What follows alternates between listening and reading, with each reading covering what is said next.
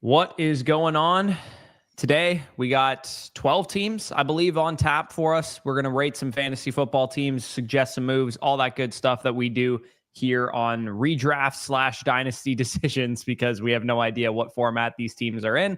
But we'll go through them and get you guys your team reviews that, for those of you guys over the past couple of days that have submitted them. So if you guys do want a team review, we will cover it today. It is linked in the chat there as well. And we do have a couple of other questions in the chat.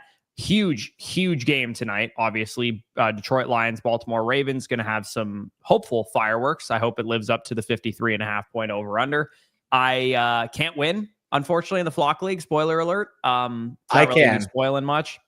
I would need, I think, 75 points from Zay Flowers and Lamar. Unless they connect for 3 touchdowns tonight, I'm probably screwed.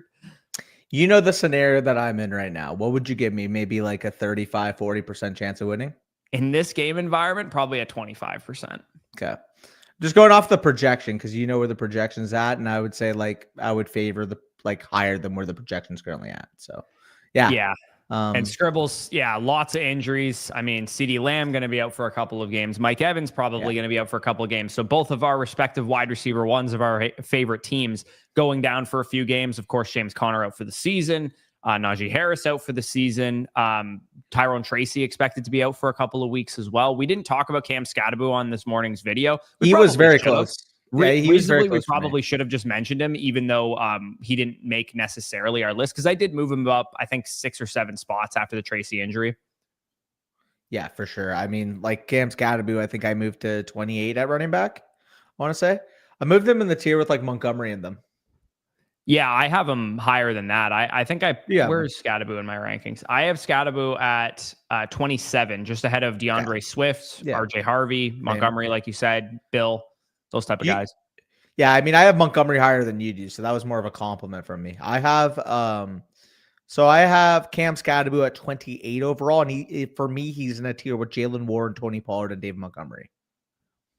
Yeah, no, that's definitely reasonable. I think that Scatterbu, for the short term, he's kind of very similar to Mason in regards to what he'll be in the short term versus what he can be in the long term. Because Mason, I think Mason has a reasonable chance of just outright winning that job, even when Aaron Jones comes back. I have Mason in the tier above. I do think, quite frankly, the way he's looked, the way he's being used right now, you get workhorse potential, probably top 12 level utility until Aaron Jones comes back. You're probably looking at a 3-week baseline because of the hamstring, not to mention Aaron Jones, older running back.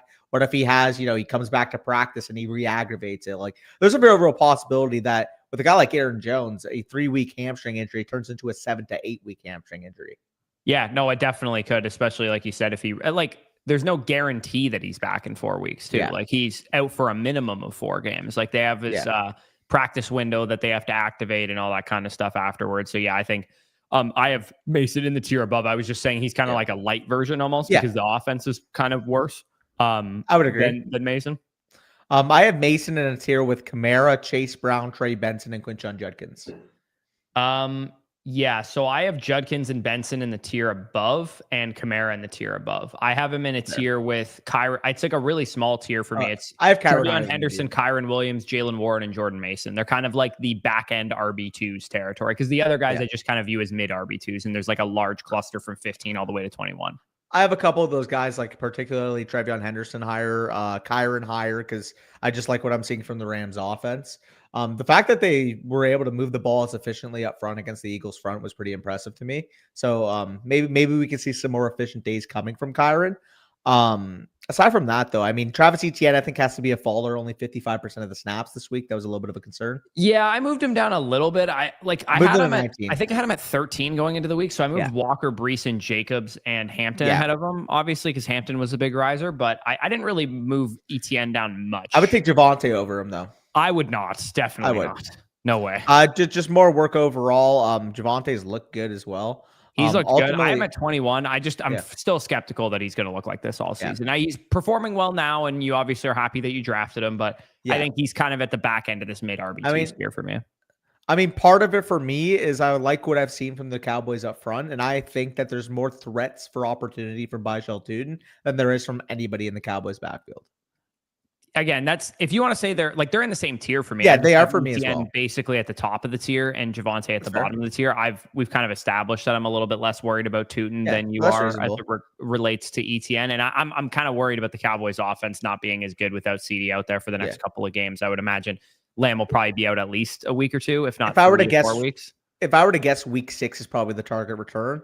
The quote today was they were going to check back in on him in 10 days, which again, likely is going to make him out for this upcoming week, possibly going to make him eligible for week 5. But as you know, in terms of the context in the Flock League, I don't mind if he misses week 5. Like half my team is already missing week 5. Yeah, that's for sure. I mentioned to you this morning, too. You're like, there's a chance he plays this week. I'm like, dude, ankles swell up. He's going to be out at least 2 to 3 games. I don't mind taking it safe with him. Also, it's not only CeeDee Lamb. Like this pissed me off. Like, why did Colston Loveland have to have a hip injury in the middle of his breakout? Well, you saw what I had. I had a parlay that had a 5-leg parlay from that game, and Colston Loveland 50+ receiving yards was the only thing that missed, and he had 32 and left the game. It looked like it was about to be a lock, bro. He had that in the first quarter. I know, that's what I'm saying. And the rest, everything else hit in that game. It was literally a $600 win on a $10 bet. Yeah. Also, bro, I was a Chase Brown guy as well. It hurt me putting him down there. If you're getting an inefficient running back on a bad offense, that's low end running back too. I'm still in the camp of like kind of buying low on him, to be honest with you. I just think Jake Browning will look better than he did in this. Where's the efficiency going to come from though, bro? Jake Browning looking better. Fair. I'm just skeptical, man. We both were like, Jake Browning's a pretty good backup quarterback, and now one game goes by and we're like, he's terrible. Like I'm not pushing the panic button on like Chase Brown obviously is worse than what he was with Joe Burrow, but like he's not I'm not ready to push the panic button on him. He's still a top 18 running back for me, and I would still lean towards the side of buying low on him. I'm more mid to back end RB2. I'm very nervous that the situation isn't insulated, and I'm nervous about the efficiency, man. Like he just hasn't looked good. Yeah, me too. He's faced some good run defense. He's got to play better for sure. Yeah. Let's get into some of these team reviews because we do have a number of them on deck here, and we do want to make sure we get to these for everyone that submitted one this week. So first one said currently 0-2. Now, this was submitted before the week started. We can kind of maybe prognosticate how his week went based on his team. Scribbles, that's part of it too. I also think the offensive line, quite frankly, is playing terrible up there with maybe like the Las Vegas Raiders in terms of run blocking offensive line. By the way, I mentioned the Sikori stat from today. Ashton Jeanty has 144 rushing yards on the year, 146 came after contact, meaning yards before contact, -2 from the Raiders. Yeah, no, they're both of those offensive lines are pretty ass. But anyways, first team that we have here. Let's get it. Redraft 12 team, start 8 PPR. He said he was 0-2. I would say there's a good chance. I mean, Kraft had a bad week. Adams, McConkey. McCaffrey went off. McCaffrey and Caleb might have carried you. Hopefully you got a win this week. But before he submitted this, before the week started, obviously, I would say that his team is hopefully 1-2 now, but could be potentially 0-3. He said pulled off a couple of crazy trades, but it hasn't paid off in the short term. Please provide any trade or long-term roster advice in general. So good news is Amari Hampton's a big-time riser for us. Trey Benson, a big-time riser for us. Trevion Henderson looks like he had some bullish usage as well. So your running back core is coming into the fold. It looks like it's going to be a really good option for you. The problem for you is that if you are 0-3, or even if you're 1-2 potentially, you might not have the luxury of holding Rashee Rice right now. It's 2 more weeks. It's 3 more weeks, and then he's back in week 7. Yeah, 3 more. Sorry. If you're 0-3, you can't hold Rashee Rice right now. You have to trade him for a usable guy, in my opinion. I don't know. You just gained a free flex from Trey Benson. Okay. I mean, if you think you can get by, especially if you won this week, if you're 1-2, then I'm totally fine with this. But if you're 0-3 and like you have an offer on the table for Rashee Rice, like an offer that's like a very solid, usable wide receiver 2 type or whatever, then by all means, see what you can get for him on the open market. But if no one wants him, then obviously don't worry about it. This team hopefully is able to bounce back in the short term. Hopefully you got to win this week because Caleb had a great game, McCaffrey had a great game, Hampton had a great game. Hopefully Adams and McConkey and Kraft did enough for you. But BTJ, like your receiver core is just not performing at the level it needs to right now, which is really unfortunate. And it's not like you can sell any of these guys either because none of them are performing. Yeah, that's part of it. Ultimately, though, your running backs are absolutely fucking loaded. And that's going to be your benefit. That's going to be your superpower on this team. Caleb Williams giving you high-end quarterback one production right now. I don't know how you're the 11th quarterback core in your league. Caleb Williams, quite literally, our quarterback 6 rest of the season. Top of that, Tucker Kraft, he's going to give you those points from the onesie position. So the onesies and the running back position, you have dominated to the point where, I mean, wide receiver, if you're able to figure it out, and to be honest, because you gained a free flex with Trey Benson, I wouldn't be opposed to trying to see if you can tier up using a running back, maybe. Like Benson would be the guy that you're probably going to have to use, I would imagine, because Hampton, you're still kind of, holding out hope. He continues to produce at a high level. McCaffrey, you're probably not dealing, and Henderson hasn't shown any production yet. So you're probably looking at Benson plus BTJ to go get a wide receiver upgrade or something. Yeah, I would probably say that would be the road. Obviously, don't force anything, but just be fluid. Obviously, gaining Trey Benson is going to be the reason why you're vaulted up to number 2 in the power rankings, even despite potentially an 0-3 record. Gaining that type of free value, a top 20 running back that you probably selected round 12, round 13 from an opportunity cost perspective, that puts you in a really good spot to potentially remaneuver the roster and just get as much production as you can. Because like we said, you're strong at the onesie positions. That running back position, I would wager it probably says what, 1 or 2 in the league, I would say, beside his name. Yeah, he's number 2 in the league. I don't know. Sorry, I keep forgetting how to order these. You're good.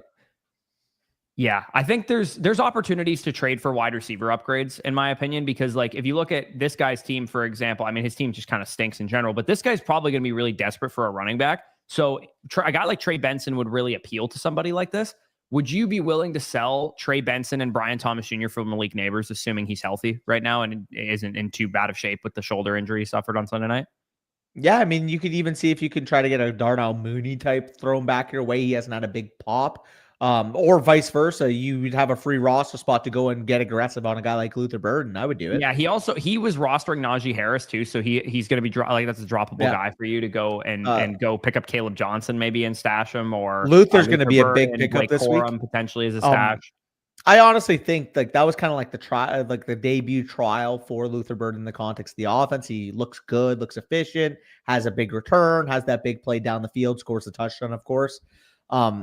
I wouldn't be shocked if we see a lot more like Deebo Samuel type of usage from Deebo with just how bad the run game has been. I wouldn't be shocked if we saw Deebo maybe like a 4 to 6 carry type of baseline every game. And we do see Luther Burden take on more work. From DJ, you're talking about. Sorry, you saying Deebo. Sorry, I'm calling DJ more Debo in this context. Okay, all right. Sorry, I thought you were actually talking about Deebo Samuel. No. I'm saying Ben Johnson might be best suited, like transforming DJ Moore into more of a Debo role, giving him 5 targets and 6 carries per game, because that might actually be most beneficial to the offense. Taking DeAndre Swift off the field, getting Luther Burden on it, because I mean, just look how explosive that offense looked without DeAndre Swift on the field at times. Yeah, no, definitely. This guy might be in dire straits at running back too. I mean, it'll probably be hard to get Rome from him or hard to get Puka from him, but you could see what receiver plus Benson gets you to either of those guys. I think if you can take Devontae Adams plus Benson and go get Puka, or take Ladd McConkey plus Benson and get Rome Odunze, and maybe he'll even throw you Hunter back or something like that. Oh, if you could do that, that's actually a perfect deal. I mean, Hunter's not really usable right now, though. That's the problem. And if he's 1 and 2 or 0 and 3, you probably want somebody a little bit more usable. Fair. But then again, you have to consider that you'd also get a free roster spot. Yeah, that's true. Yeah, and if someone offered you right now, you're 0 and 3, someone offers you George Pickens for Rashee Rice, are you doing it? Repeat that. Let's say he's 0 and 3. Someone offered him George Pickens for Rice with Lamb expected to be out a couple games. Let me see where I have the rest of the season. They're probably in the same tier though. They're 23 and 19 for me, respectively. But given the context of that team, I would probably do something like that if somebody offered me a Pickens type who's going to have a good projection the next couple of weeks. They're 15 and 19 for me. So I would agree as well. If you're 0 and 2, that context, I don't mind skipping down a few spots. For sure. I have Rashee Rice at 15 though, like straight up. Like I think at this point, half his suspension has been served. We know that there's a need for that number one receiver. Desperate need for it right now too. Like, dude, straight up, the Chiefs need a wide receiver right now as an offense, passing the ball. And once Rice and Worthy are back, you'd expect the run game to look better, Kelsey to look better, everything to fall back into place too. They also, for what it's worth, do not run the football in the red zone. They haven't so far, no. And Sorry, I'm I seeing. want to rip my eyes out watching Isaiah Pacheco play football right Dude, now, dude. I'm It is so I'm bad. sorry that you had I'm him. gonna have to be taking a fucking big L on him. Hopefully for my sake, because I spent so much on this guy in best ball. He's a low advance rate, but he has like a nice schedule, and Rice and Worthy are back to stretch. I'm copying my way into something, but I'm hoping he's just a bad redraft pick and not a bad best ball pick too. Dude, also, I'm not sure if you saw, I picked up Justice Hill in the Flock League. That's not really a big spoiler, but if anything happens to the big dog tonight, you guys know that as a little sneak peek. I guess, but like, is yeah. Justice Hill really even like a workhorse in that situation? Wouldn't Keaton Mitchell probably get the early down stuff? He's inactive right now. Is he inactive? I guess he's been inactive yet, but he hasn't played a single game yet. Didn't he play in week 1? Or he was inactive in week 2. I know that. I don't know actually. He definitely played in week 1. I remember him playing. Week 2, he is inactive then. I know that. Regardless, though, by the way, I need to address this because I see chats going AWOL. Please, whoever the fuck is contemplating trading CeeDee Lamb for Ricky Pearsall, do not do that. Yeah, definitely don't do that. But because I see like fucking, where is it? Christine mentions, I offered Lamb for his Pearsall thoughts. Do not do that. Do not give Lamb for Pearsall. I see the chat's kind of debating it right now. John says, hell yes. No. Yeah, definitely don't do that. But I think we could probably move on from this team. Here's hoping that you won this week, because if you won this week, I actually really like the direction of your team going forward to continue churning out wins. You just need Ladd and BTJ really to bounce back, and hopefully by the time Rice gets back, you have like a 3-3 record or something like that. Because once Rice gets back, if you're 3-3 with this team potentially scaling down the stretch, you should be in really, really good shape. Let's move on to DM 504, Rise of the Penix. Tough game for Michael Penix, man. so rough watch. First of all, huge fan of all y'all's stuff. Appreciate that. This league is Superflex and it's very competitive. Okay, so he didn't input Superflex here, but it is a Superflex. Keep that context. Okay, got it. Currently 1-1. People love to trade in this league. I'm looking for some suggestions on possible trade opportunities out there. My team doesn't look as good as I've hoped, so looking to make some moves. So, I mean, Jalen Hurts, Jordan Love, Michael Penix, and a Superflex. You feel pretty good about those 3 guys. Hampton, Hall, Montgomery, Dobbins, pretty decent running back core. It's a pretty well-balanced team. Juwan Johnson for the short term, Colston Loveland for the long term, and then the receiver core is, a couple good hits. I mean, I wouldn't be like freaking out to blow this thing up. The one thing I would say is that Dalton Kincaid and Josh Downs would be guys that I'd inquire about maybe picking up off the waiver wire. Like, I know you love Loveland right now, and he's still a great option, but I would rather have Kincaid personally. Just drop Samson then. I mean, are you going to roster 3 tight ends though? Is what I'm saying. Like, I would rather drop Loveland for Kincaid. Is what I'm saying. I mean, why though? Because you can just play Juwan Johnson. I guess, but like Kincaid is also like actually realizing his upside, unlike Colston Loveland, who's kind of hypothetically realizing it. He looked good in that first quarter, but like you don't know how the rest of the game would have went usage-wise and stuff. If you want to roster a 3rd tight end for the short term and drop Samson and do that, that's totally fine. But Kincaid needs to be honest. It needs to be rostered for sure. Well, I mean, I have Kincaid ranked higher than Colston, but I think in the context of having a starter, Juwan Johnson, I don't know about you, but I got Juwan Johnson as the tight end 8 rest of the season. Yeah, I mean, I'm at 11 right now. I'm still holding out some hope for Kincaid. Like I have him above like Kelsey and those guys. I think Pitts and Kincaid to me just represent a little bit more upside than Johnson. But at one more game of this elite usage, and I'm going to have Juwan Johnson like tight end 6 or 7. I have Ferguson at tight end 7 as well. Yeah, I mean, Ferguson got great usage in that game, and he'll probably be a huge beneficiary of Lamb being out. I'm kind of pissed at myself in my home league. I dropped Jake Ferguson after week 1, and my dumbass held Mark Andrews thinking I was okay at tight end. I did pick up Loveland and who was the other? I think that's a good upside, man. I picked up Loveland in who did I start this week? Yeah, I'm telling you right now, I might have. I have Harold Fannin too. I had Loveland and Fannin and Andrews on the roster for now. It's annoying me that I'm rostering 3 tight ends, but I think between those 3 guys, I should be able to figure out my position. For sure. Also, again, do what you got to do, Christine. I respectfully, I think that's the worst trade I've ever heard. Yeah, if you're going to trade Lamb, you got to get somebody better. You got to get better than that. Sure. Yeah, you got to at least be getting like a mid to low end wide receiver 1. Like, I wouldn't even do it for AJ Brown. I would need more than that. I probably would, given if you're like 0-3 or something. It just feels like a low ball, man. Like, it does, but if you're 0-3, you might not have a choice. Guy that's going to average 23 points per game the minute he comes back. Right, but if he's out the next 3 weeks, your season's cooked. Yeah, no, fair. Obviously, I mean, I don't know. If you can weather the storm, I would just rather weather the storm. 1 and Pearsall's 2, yeah. I mean, I get yeah, that, I dude, get but Pearsall's wide receiver 3, but can't be it's box too, score watching. yeah, you cannot Yeah, think Kittle's that coming back soon. Jawan Jennings didn't play either. Can't be tunnel visioned. Yeah, he's good. Pearsall's He's good. very good. He's a riser. We talked about him earlier He ain't today. CeeDee Lamb. But you are not trading him for CeeDee Lamb. No, Definitely not not. at all. Not at all. But anyways, this team, is there any moves that stand out to you? Because I'm looking at a really solid team here, in my opinion. Yeah. I don't think there's anything that really sticks out to me as like, oh my God, I got to make a move here. Yeah, I mean, I would say obviously you have Puka and Zay Flowers are giving you a big time production right now. The rest of your receiver core, maybe you're wanting a little bit more from. I don't know. Smitty had a great game this week. I mean, yeah, I guess. I mean, overall in the grand scheme, though, like he's kind of underperformed this year. T. Higgins, he had a bad game with Jake Browning. Like, I agree with you. Overall, it's a strong team. I just think maybe in the perspective of where he's at, that's maybe why he's like quote unquote underproducing right now. Yeah, I would say the main thing is maybe try to consolidate at running back and see. Yeah, that would be the only thing that I would really suggest. Like, let's say Montgomery punches in 2 touchdowns tonight.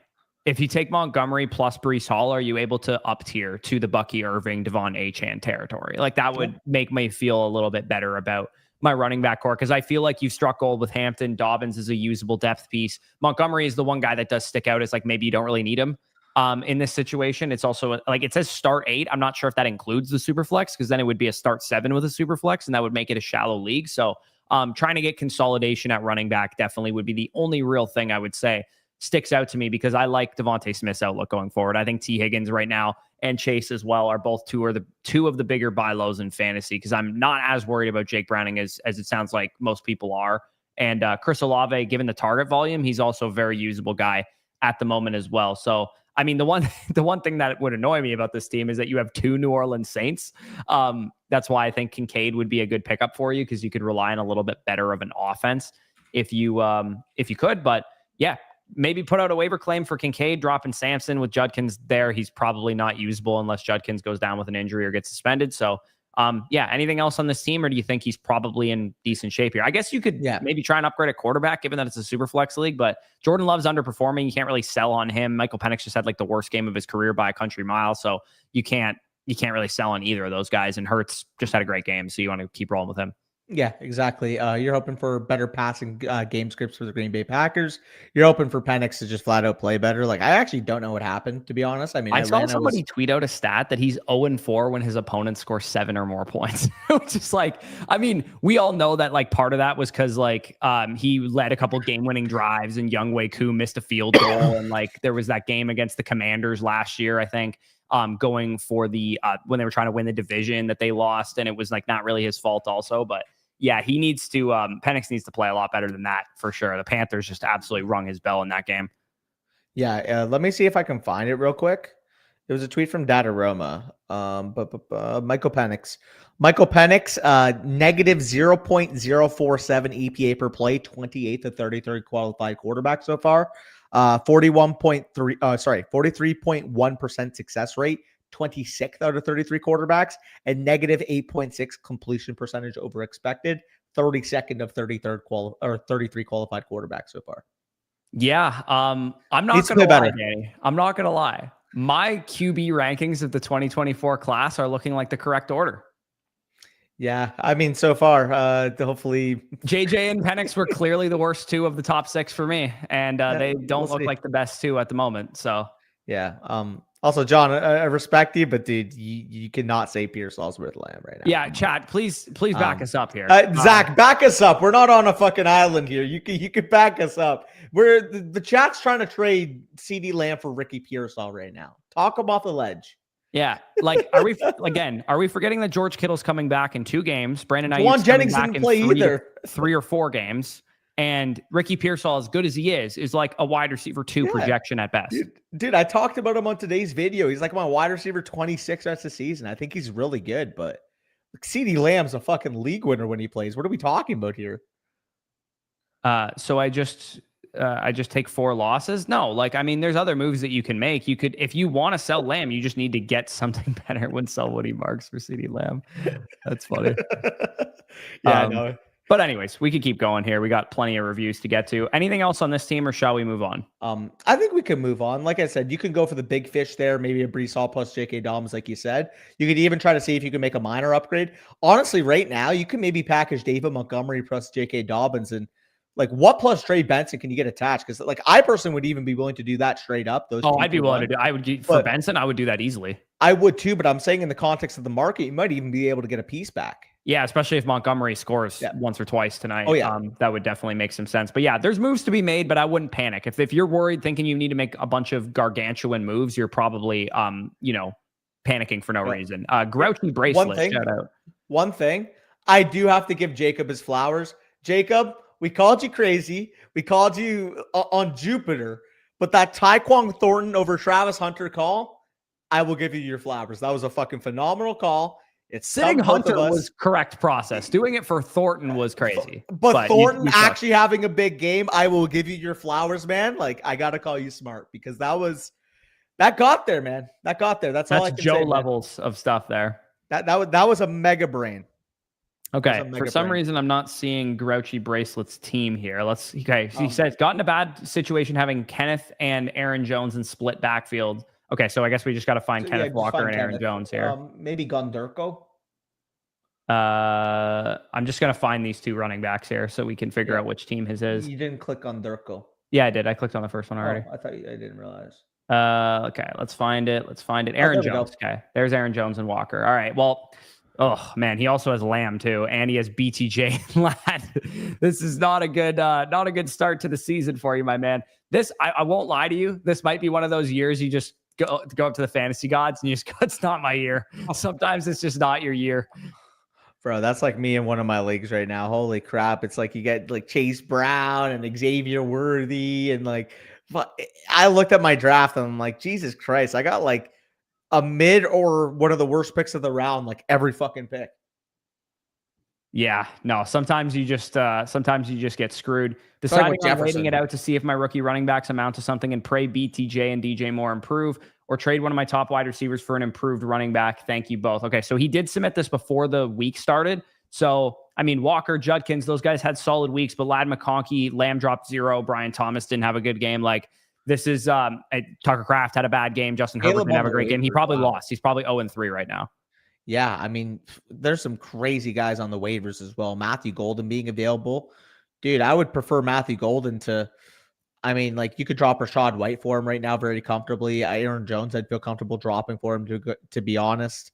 What I would do, you have a nice little trade chip for a team that's 3-0 or 2-1. Take Jordan Addison plus BTJ or Ladd, and you got to go get somebody producing right this second. And I would say it's probably going to be BTJ, the one that I'm selling, because he has like the higher ceiling in a lot of people's minds. A contender might think he's a really good buy low.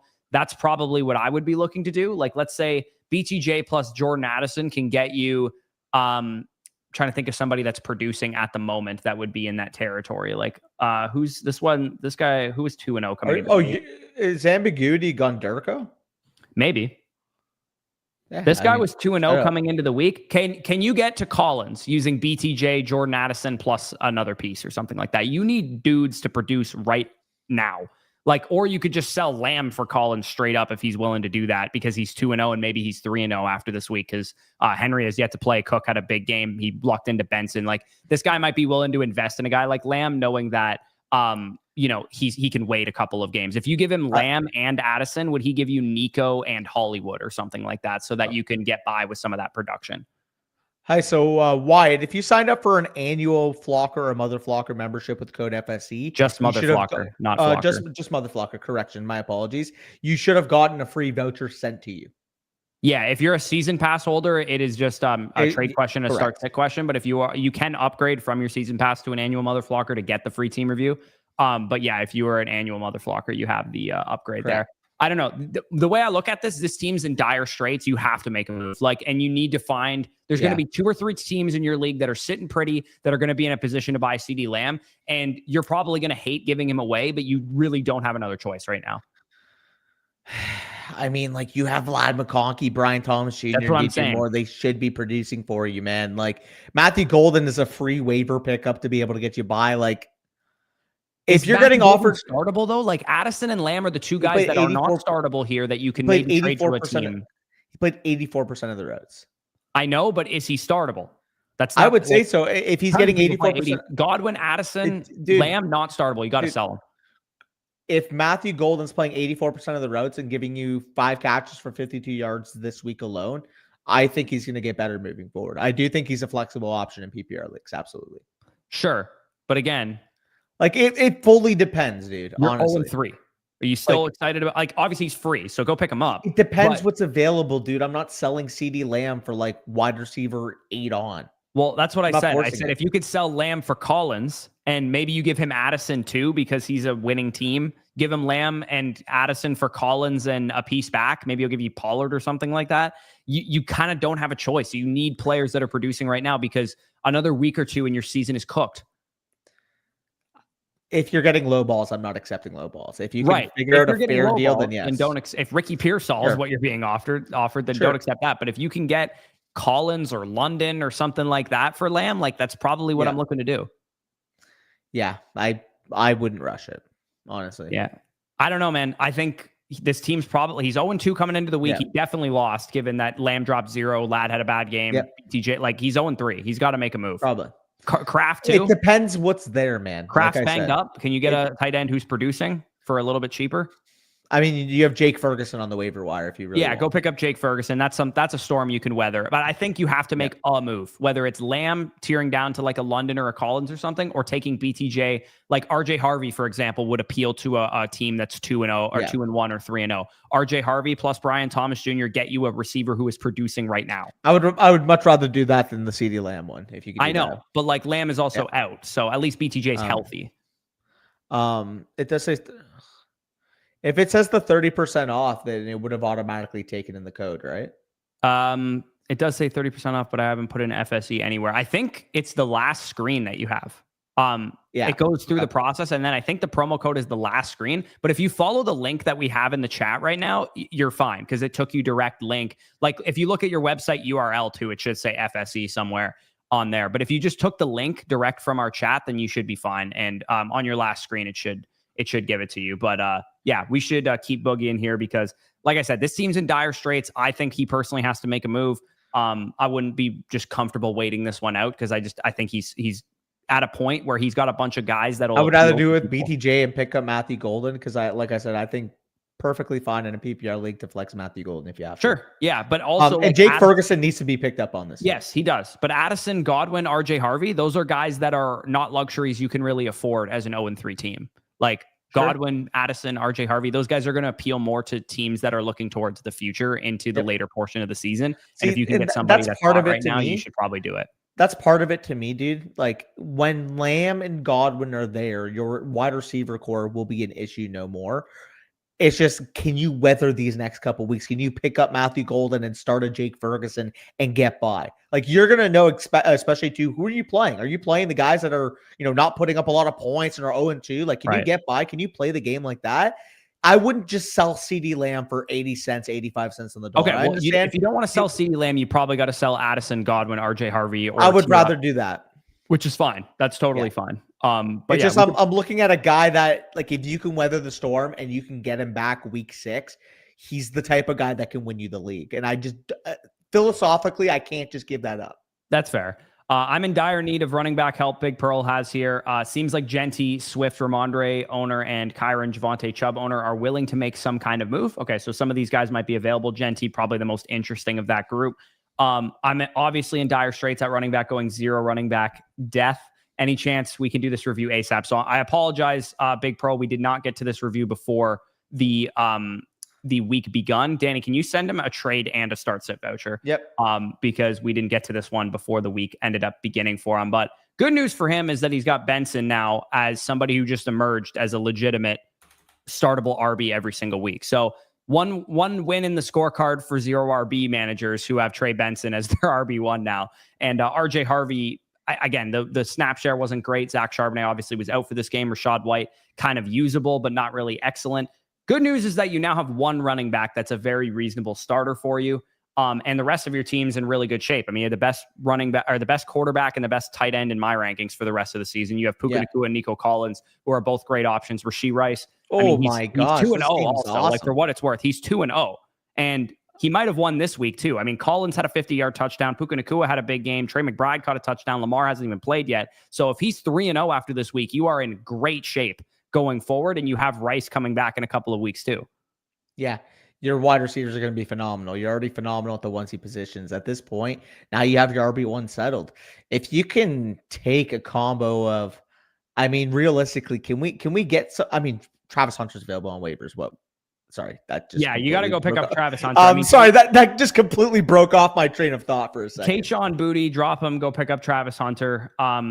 Even too, like Jordan Addison probably should be rostered as well. Like drop Dylan Sampson for Jordan Addison. Even though you're weak at running back, Addison's just a really good piece to go pick up because he could gain some value pretty quickly here. I'm definitely not opposed. Devontae Smith just had a good game. See if you could sell him for a running back. I think given the state of your team, I probably want to hold Rice because I think he could be like, if he's your flex every single week in a full PPR league, he's going to be absolutely awesome for you. So getting Smith potentially and going to sell for a running back would make sense. Well, to start 7. So theoretically, I mean, we're talking about Puka, Nico, Devontae Smith, Trey McBride, Lamar Jackson. That's 5 of your lineup. And then Benson and Harvey, I guess, / Rashad White for now. Okay. So if you pick up a Travis Hunter, theoretically at that point, again, he probably can't make your lineup right away. But if in week 4, for example, we go out there and we see him actually have a big game and he plays 75% of the routes comparatively to what we've seen those last couple of weeks. If that happens and that emerges, at that point, Devontae Smith is going to be the piece expendable that you can make to go and get a running back, or expendable, sorry. Yeah, to go and get a running back. Yeah, like I think Jaden Reed, Kayshon Boutte, and Dylan Sampson are droppable. Go pick up Hunter, Addison, and Downs. Like all 3 of those guys should probably be rostered. And then with that wide receiver depth in mind, then you're easily able to sell Devontae Smith. You know what I mean? Like now you don't really need him because you have Hunter, Addison, and Downs behind him who can be usable options for you. If you could sell Devontae Smith, he said that the Genty manager is potentially willing to make a deal. So let's see if we can find this guy and potentially propose something involving Genty, because I think Genty is just a good buy low in general. So if we can find the Genty manager, where is he? This guy is Barkley, and he's weak at wide receiver. So this dude should be really motivated to go after a wide receiver if I had to guess. So if you can offer this guy Devontae Smith plus what gets you to Genty? Devontae Smith plus what gets you to Genty? Probably a receiver, knowing this guy's receiver core. Let's take a look at the team again. I mean, you don't really have a running back to offer, so it's not like you can give him he's probably not going to accept RJ Harvey and Devontae Smith. I think you got to stand pat at this point. I think you pick up Travis Hunter and Jordan Addison for this team. Obviously, you're going to know. I mean, if you could put Jordan Addison to the IR, I'm assuming the guy that dropped him would have already done that. So you're probably burning a roster spot, but Jordan Addison's going to be back. You're burning a roster spot on Jaden Reed right now. Well, exactly. Yeah. I mean, Jaden Reed. Unless he's in your IR, which I suppose is fine to just hold him there. Not to mention, isn't Jordan Addison literally back this week? 3-game suspension. Yeah, he is. Yeah. So, I mean, that's actually the answer. You pick up Travis Hunter as your stash. Jordan Addison, you could throw into the lineup if you want. And you could trade Devontae Smith for a running back. Right. I was just trying to think because this guy said this Genty manager was looking to deal. So that's why I'm saying, what can we get Genty for using Devontae Smith potentially? Because if this guy's willing to deal, I just don't know if the value lines up because I don't think he's going to accept Devontae Smith and RJ Harvey for Ash and Genty personally. Yeah. That's what I would offer him, but I don't think he'll accept that. Yeah. I mean, you could definitely try. I'm not sure if the teams kind of match up to be able to make it. They don't. This guy said the Kyron Javonte Chubb manager. I mean, would you trade Devontae Smith for Kyron or Javonte straight? I would. I think I'm fine doing it, knowing that receiver is easily replenishable. So if you could get one of those two guys using Devontae Smith straight, I'd be willing to do it. I feel uneasy about trading Devontae Smith for those guys because I don't love their projections, but knowing that you're kind of in dire straits at running back and behind Benson, you don't really have a solidified starter at the moment, but you are 3-0. Like, it's not like you have to make a move right now. Like, I would assume you're 3-0 at least after this week, given how your team performed. I don't think you have to make a move. Like, if you have to start Trey Benson, who's now an every down workhorse, and Rashad White or RJ Harvey this week at a 3-0 team, by week 5, week 6, who knows? Maybe RJ Harvey is a very much startable asset, and you're able to do that going forward. Yeah, I mean, overall, the only weakness on your team is RB2 for now. And who's to say you put an RJ Harvey in your lineup and this is the week he finally emerges over J.K. Dobbins? Like, we don't know when that's going to happen. We assume it's going to happen at some point, but it's a matter of when, not if, I would say. Like, when does RJ Harvey get the RB1 level workload, 18 plus opportunity workload in the context of the Broncos backfield? Is it week 8 or is it week 4 or is it week 6? Like, you don't know when it's going to happen. And ultimately, if you can get insurance for that to happen, like you can get a player, Devontae Smith for Javonte Williams, like we said, that type of offer going, like that would protect you. But overall, Harvey will end up breaking out at some point. We just don't know when. Yeah, no, absolutely. So definitely worth exploring. This is a really interesting build. You obviously lucked into an RB1 this week. So that's definitely good. We did send you 2 vouchers just because you did mention that you wanted this one ASAP and we couldn't get it to you before the week. So you should have those vouchers. But yeah, I understand you're looking for a running back. Just find the running back teams that have a lot of depth and don't be afraid to use Devontae Smith. Like, let me ask you this last question just before we get into the next team. Knowing that he has Rice coming back, Smith, and all this depth, if somebody was willing to give you a horse for Collins, would you do it? I think I'd be willing to be honest. Like, it depends what's available. But Bucky Irving for Collins, would you do it? I think I would, because I know the efficiency for Bucky Irving is going to go up. I'm just worried how the offensive line is going to play in the next couple of weeks. Well, if Wirfs is playing this week, I mean, it's possible he back this has a down week against Philly this week, but I think he'll be fine going forward. Okay. And he also has White. Maybe he's a handcuffer person, so he might be interested in that. Like Devon Achane too, you could go after him. I wouldn't give him Collins for Genty, definitely not. No. But if you could do Collins for one of those like Achane, James Cook, Derrick Henry, would make sense. Those type of guys, I would Saquon be willing to. Maybe. Yes, Saquon potentially you could buy low. I mean, he said that guy was willing to deal, so maybe he'd be willing to give you Saquon. Like I'd actually for Barkley, I'd be willing to give him Collins and RJ Harvey for Barkley personally, because I'm not worried about Barkley at all. He played the Chiefs and the freaking Rams the last 2 weeks, like 2 of the best defenses in the league. Yeah, no, he'll be totally fine. But yeah, interesting team for sure. Let's move on to mystery meat here. Crusty Crushers. This offseason, I tore my team down. John Football. Selling. What's up? Oh, this is John Football's. Here? No, look at John Football's bar. Oh yeah, this guy's an animal. Let me just look at this team. Whew, that's a fucking monster. All right. So monster in this league. This is a Dynasty 2 quarterback, start 10, half tight end premium. He said, now I'm 2-0 with the 3rd most points for. This league has an absolute behemoth, as we can see. That is a top team, and I'm not sure I stand a chance. I mean, here's the thing. When there's only one behemoth, as long as you have a top 3 to 4 team, anything can happen in the fantasy finals. He also, like, I've had leagues where the behemoth has gotten out in the first round. They got a bye in the regular season. They get out in the first round. You don't even have to play them at all. Like, that's happened to me before. I don't know about you, where you've been in a league where somebody has a behemoth and they get one and done after their bye. Well, it's happened to me before. You've seen it. It's happened to me too. Also, kill me. Not only is CeeDee Lamb dealing with a high ankle sprain, you know who also has a high ankle sprain? George Pickens. Rookie offensive guard Tyler Booker. That's interesting. Wow. I mean, you didn't think the Cowboys were going to be good, though, this year, did you? No, but I still thought they were going to be a competitive team. You have that offense healthy. You have Dak healthy. I mean, it's just... How many teams did you think they were going to win after the Parsons trade? Just out of curiosity. 9 to 11. How many leagues? 9 to 11. How many games did you think they were going to win? Sorry. 9 to 11. That's where you thought they're going to win 9 to 11 games after they traded Parsons? Absolutely. Oh my gosh. Okay. You are an optimistic fan. Yeah. I mean, like when Dak's healthy, the offense was humming. We looked good against Philadelphia. We won in week 2. Like I had every reason to. On top of that, I mean, we look good on the first drive. Javonte Williams fumbles. Of course, the Bears score. And then the next drive, we open up with a CeeDee Lamb injury. Like, I will be straight up. The Cowboys played like dog shit, but it started after the Cowboys lost CeeDee Lamb. Like once CeeDee Lamb went down, like it literally looked like the whole mental was completely cocked. Wow, cooked. It was cocked. Cocked. It was Williams was in that game, so yeah. I mean, the CeeDee Lamb injury took all the energy out of the game. Like I literally was watching it with dread after that. Yeah, no, that's how it goes. Anyways, Krusty Crushers here, mystery meat. He says, "What is there any moves I should make to try and compete with this monster?" I mean, unfortunately for him now, CeeDee Lamb is out for the next number of weeks, and that's going to hurt his output. He also presumably will be without Loveland. I mean, they said he could play this week, but he doesn't really have a tight end that he can start at the moment because Isaiah Likely, maybe he's back in week 4. We'll have to wait and see on that. This is a team that personally, if I'm being honest, given the strength of the first place team, this team is better than your team. This team, whoops, why does this always happen? This team is better than your team. I don't know. This team's just kind of a value accumulator team as well. I totally forgot too. We lost our starting center, Cooper Beebe, in week 1 as well. All right. More Cowboys dread.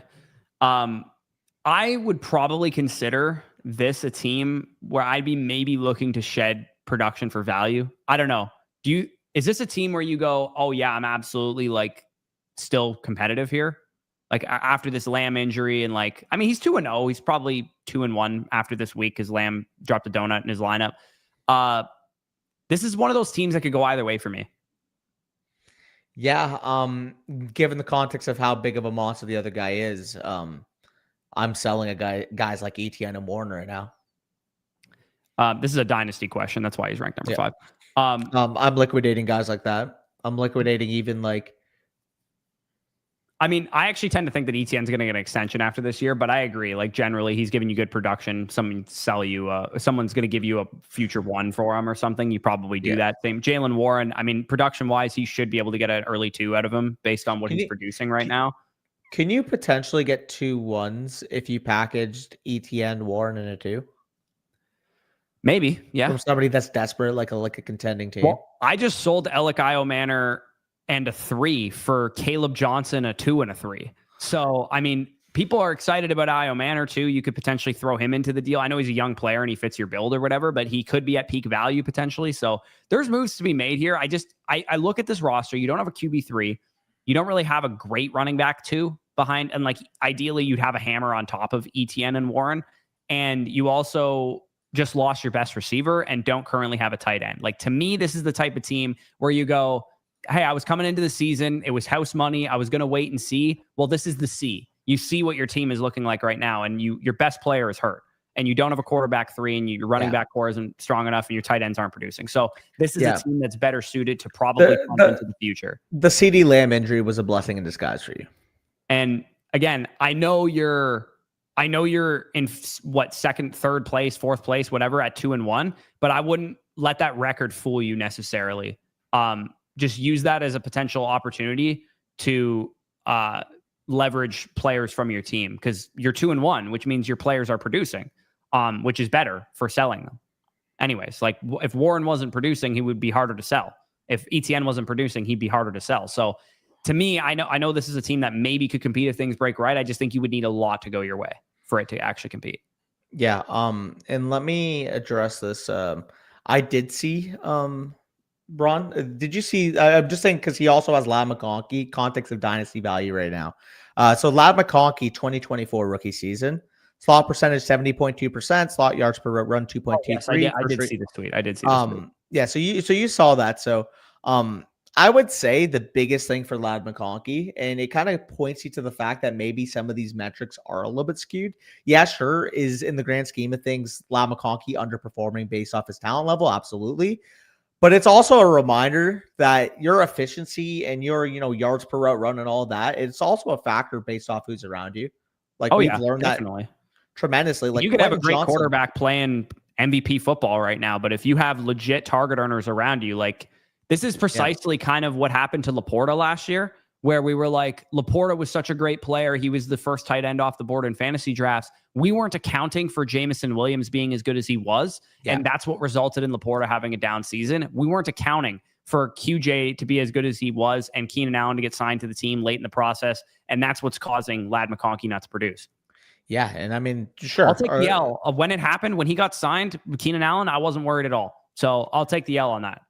Yeah, and I was a little bit cautious, but I also understood, like, hey, maybe this means they're going to pass more. They did pass more. Now, unfortunately, I would say Keenan Allen and QJ, even though I expected them to be, solid contributing wide receivers, number 2, number 3, like tertiary parts of this offense, I still expected in the grand scheme, Ladd is going to be the alpha. Ladd's going to get his 30%. Everybody else is going to be fighting for 20, 18% after him. And that just simply hasn't materialized so far. And yeah, it is a 3-game sample, so take it with a grain of salt. We do have, I have Ladd McConkey, wide receiver 17 rest of the season. I'm sure you probably have him. It's about that range for me. I think he's 16 for me. Mid wide receiver 2 range. Like, I think better days are going to happen. It's just, unfortunately, that's going to be the nature of the fact that they have legitimate target competition.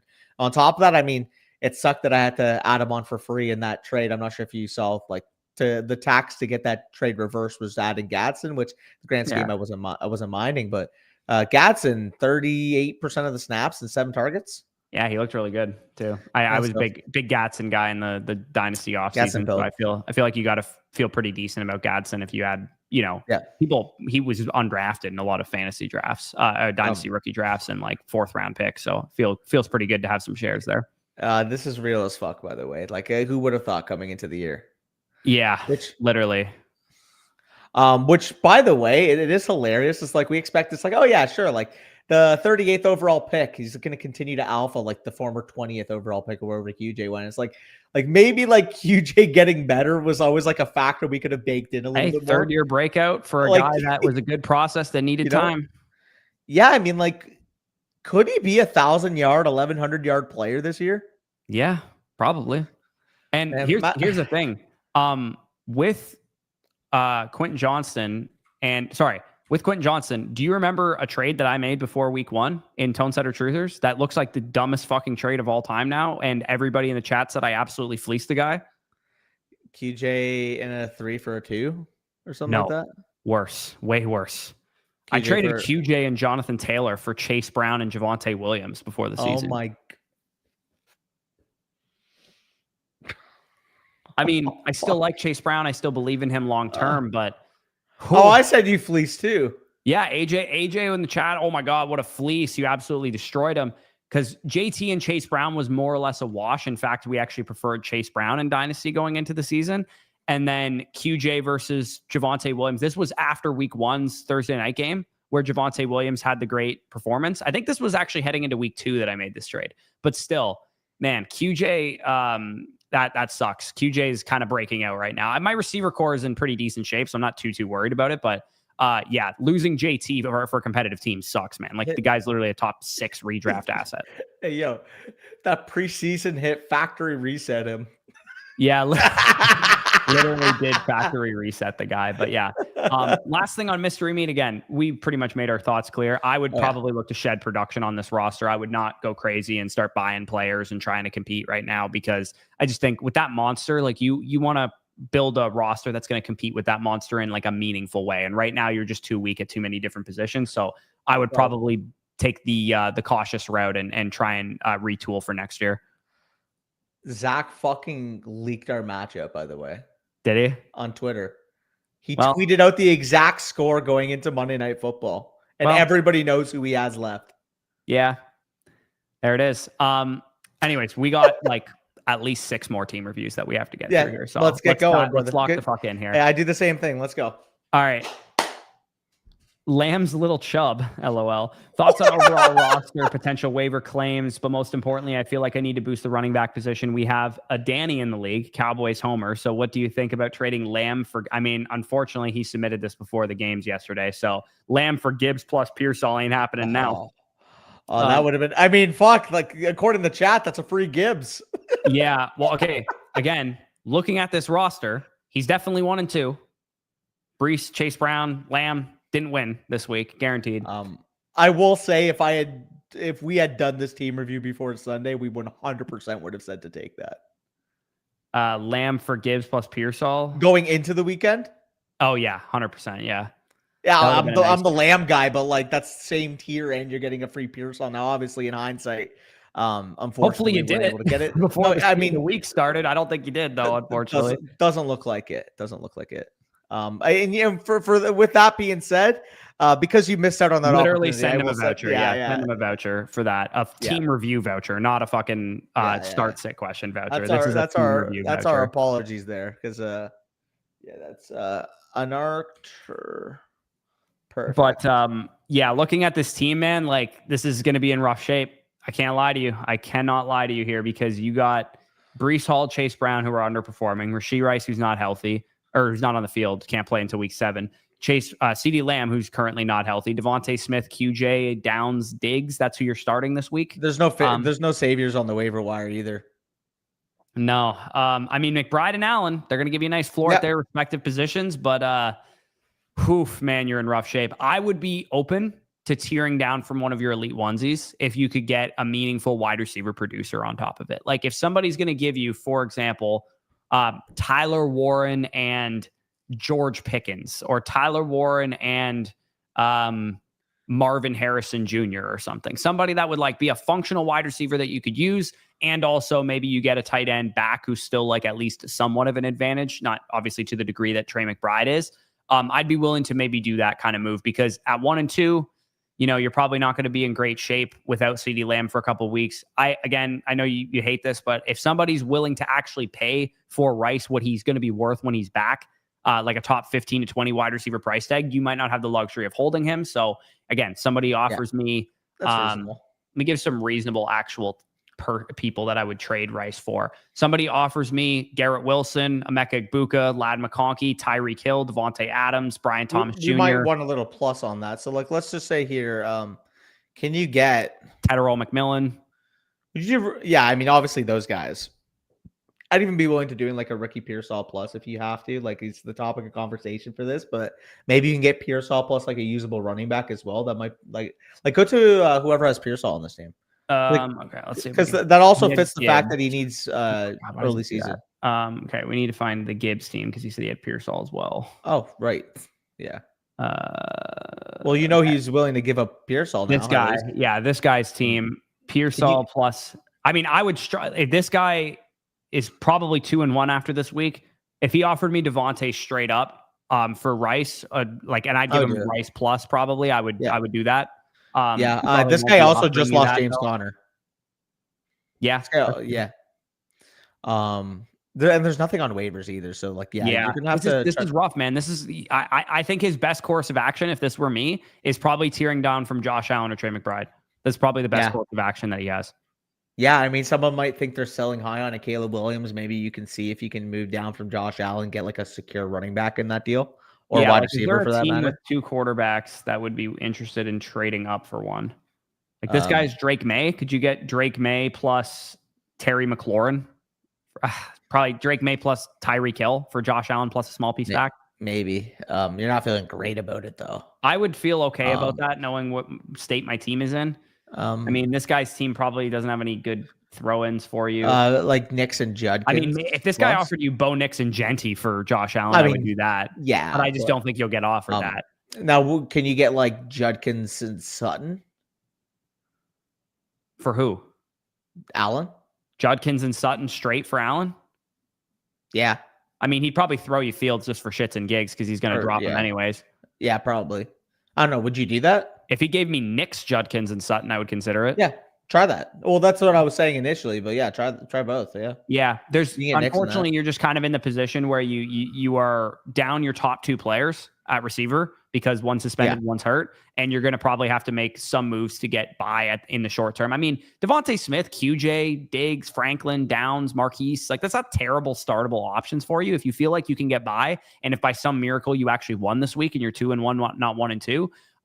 Then maybe you could get by and just be fine with it. But I would probably get aggressive on the market. And yeah, if you guys are curious whether we're talking about redraft or dynasty, it says down here at the bottom of each team review which one we're talking about. But yeah, not in a great situation. Again, apologies to Nectarus for not getting to that in time because we definitely would have told you to accept that trade. And right now you'd have Jahmyr Gibbs and Ricky Pearsall instead of CeeDee Lamb, which definitely sucks. Let's move to the sacred hot dog here. I need some advice for this week. Jaden Daniels is out. Okay, again, we probably should send him one too. Yeah, I'll send him. Asking us questions here. Going forward, we'll make sure to get to team reviews on Thursdays. We just had so many effing questions this week that we had to forego that. We might just have to go live an hour earlier than we usually do. Tucker Kraft might be too. I like my roster, but I'm stuck on who to drop / trade. I got 2 offers on the table, ETN for Goff and another one with Pickens, Caleb Williams for BTJ. Okay, so, I mean, Pickens and Caleb Williams for BTJ, I would do that if it's still on the table for you, even after this week, for what it's worth. I would definitely not trade Travis Etienne for Jared Goff, though. No, absolutely not. Travis Hunter's also on waivers. You pick him up very easily. Yeah, go pick up Travis Hunter, and especially if you trade BTJ, that makes it even easier to do. You could drop Marcus Mariota for that. You should have Jaden Daniels back this week, but if he's not back, then I mean, this is a pretty shallow league by the looks of it. It's a 10-team start 7, so like guys that are on waivers, like legitimately are good options.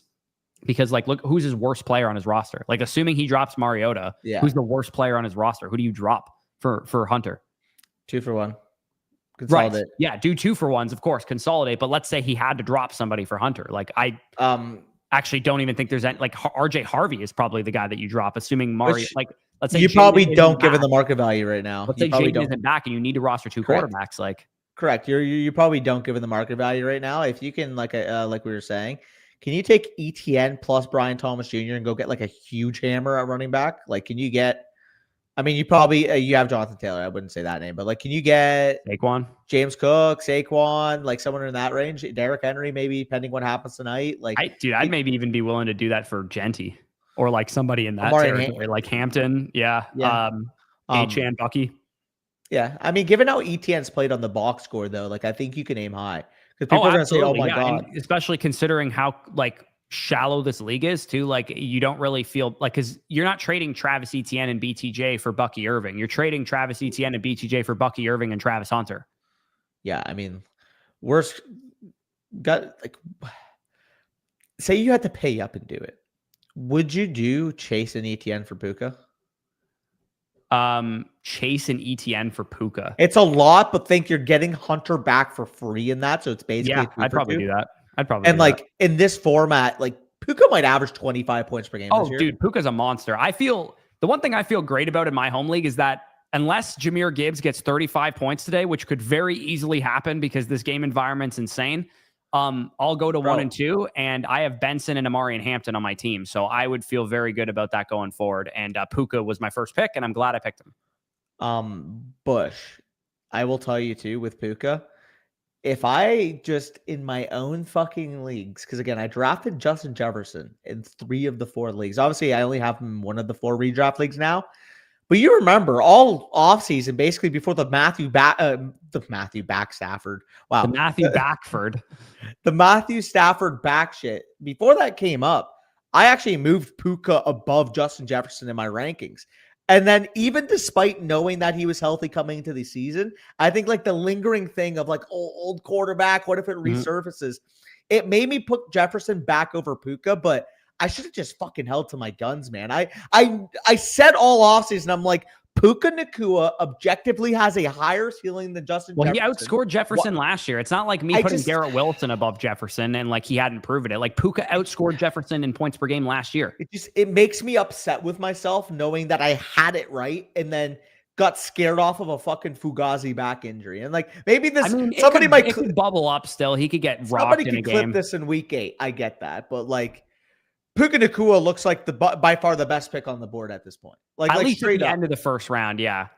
Like if I had to put my money on first round player with the highest advance rate, it's going to be him or McCaffrey. Yeah. You know what's good about that? My 3 highest rostered first round players by the end of the offseason on Underdog were Puka Nacua, Bijan Robinson, and Jahmyr Gibbs. And those 3 guys look like 3 of the best picks in the entire first round.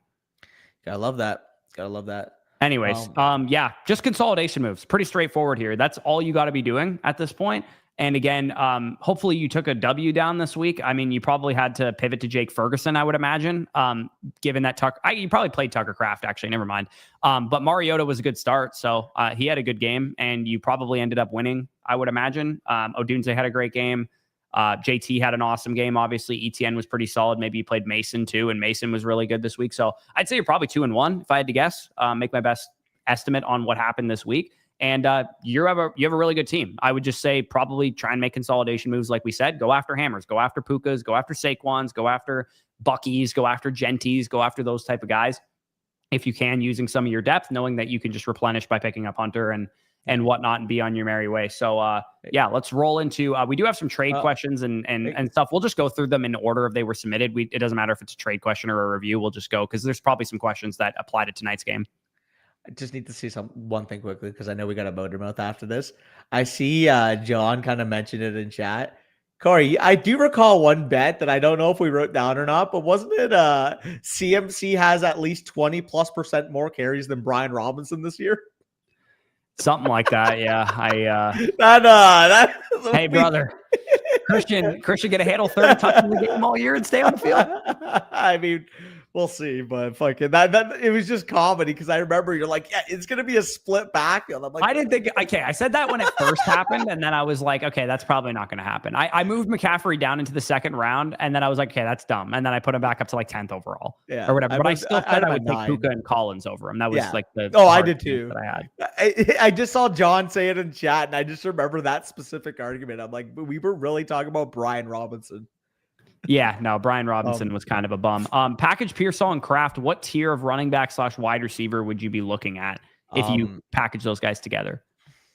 Running back, wide receiver. I mean, with Tucker Kraft, I view him legitimately top 3, top 4 tight end with Tyler Warren rest of the season. We'll see what Laporta does tonight. I think he's in that tier as well for me. But you got to love what you've seen from Tucker Kraft so far, even despite coming into the game banged up. I believe he still ran about 75% of the team routes. So he's going to be a workhorse at tight end, top 2 target in this team, even if Matthew Golden emerges. And Ricky Pearsall is my wide receiver 26 rest of the season. If you plug those two together, running back. So we have a tool, thankfully, on the site that can tell us exactly what that would equate to in terms of stuff here. So it is a start 9. So it looks like it's a 3 wide receiver start, if I had to guess. And Tucker Kraft and Ricky Pearsall. I'm just going to throw out a name here and see how close this ends up being. Can you get to Tetaroa McMillan with that? Yeah.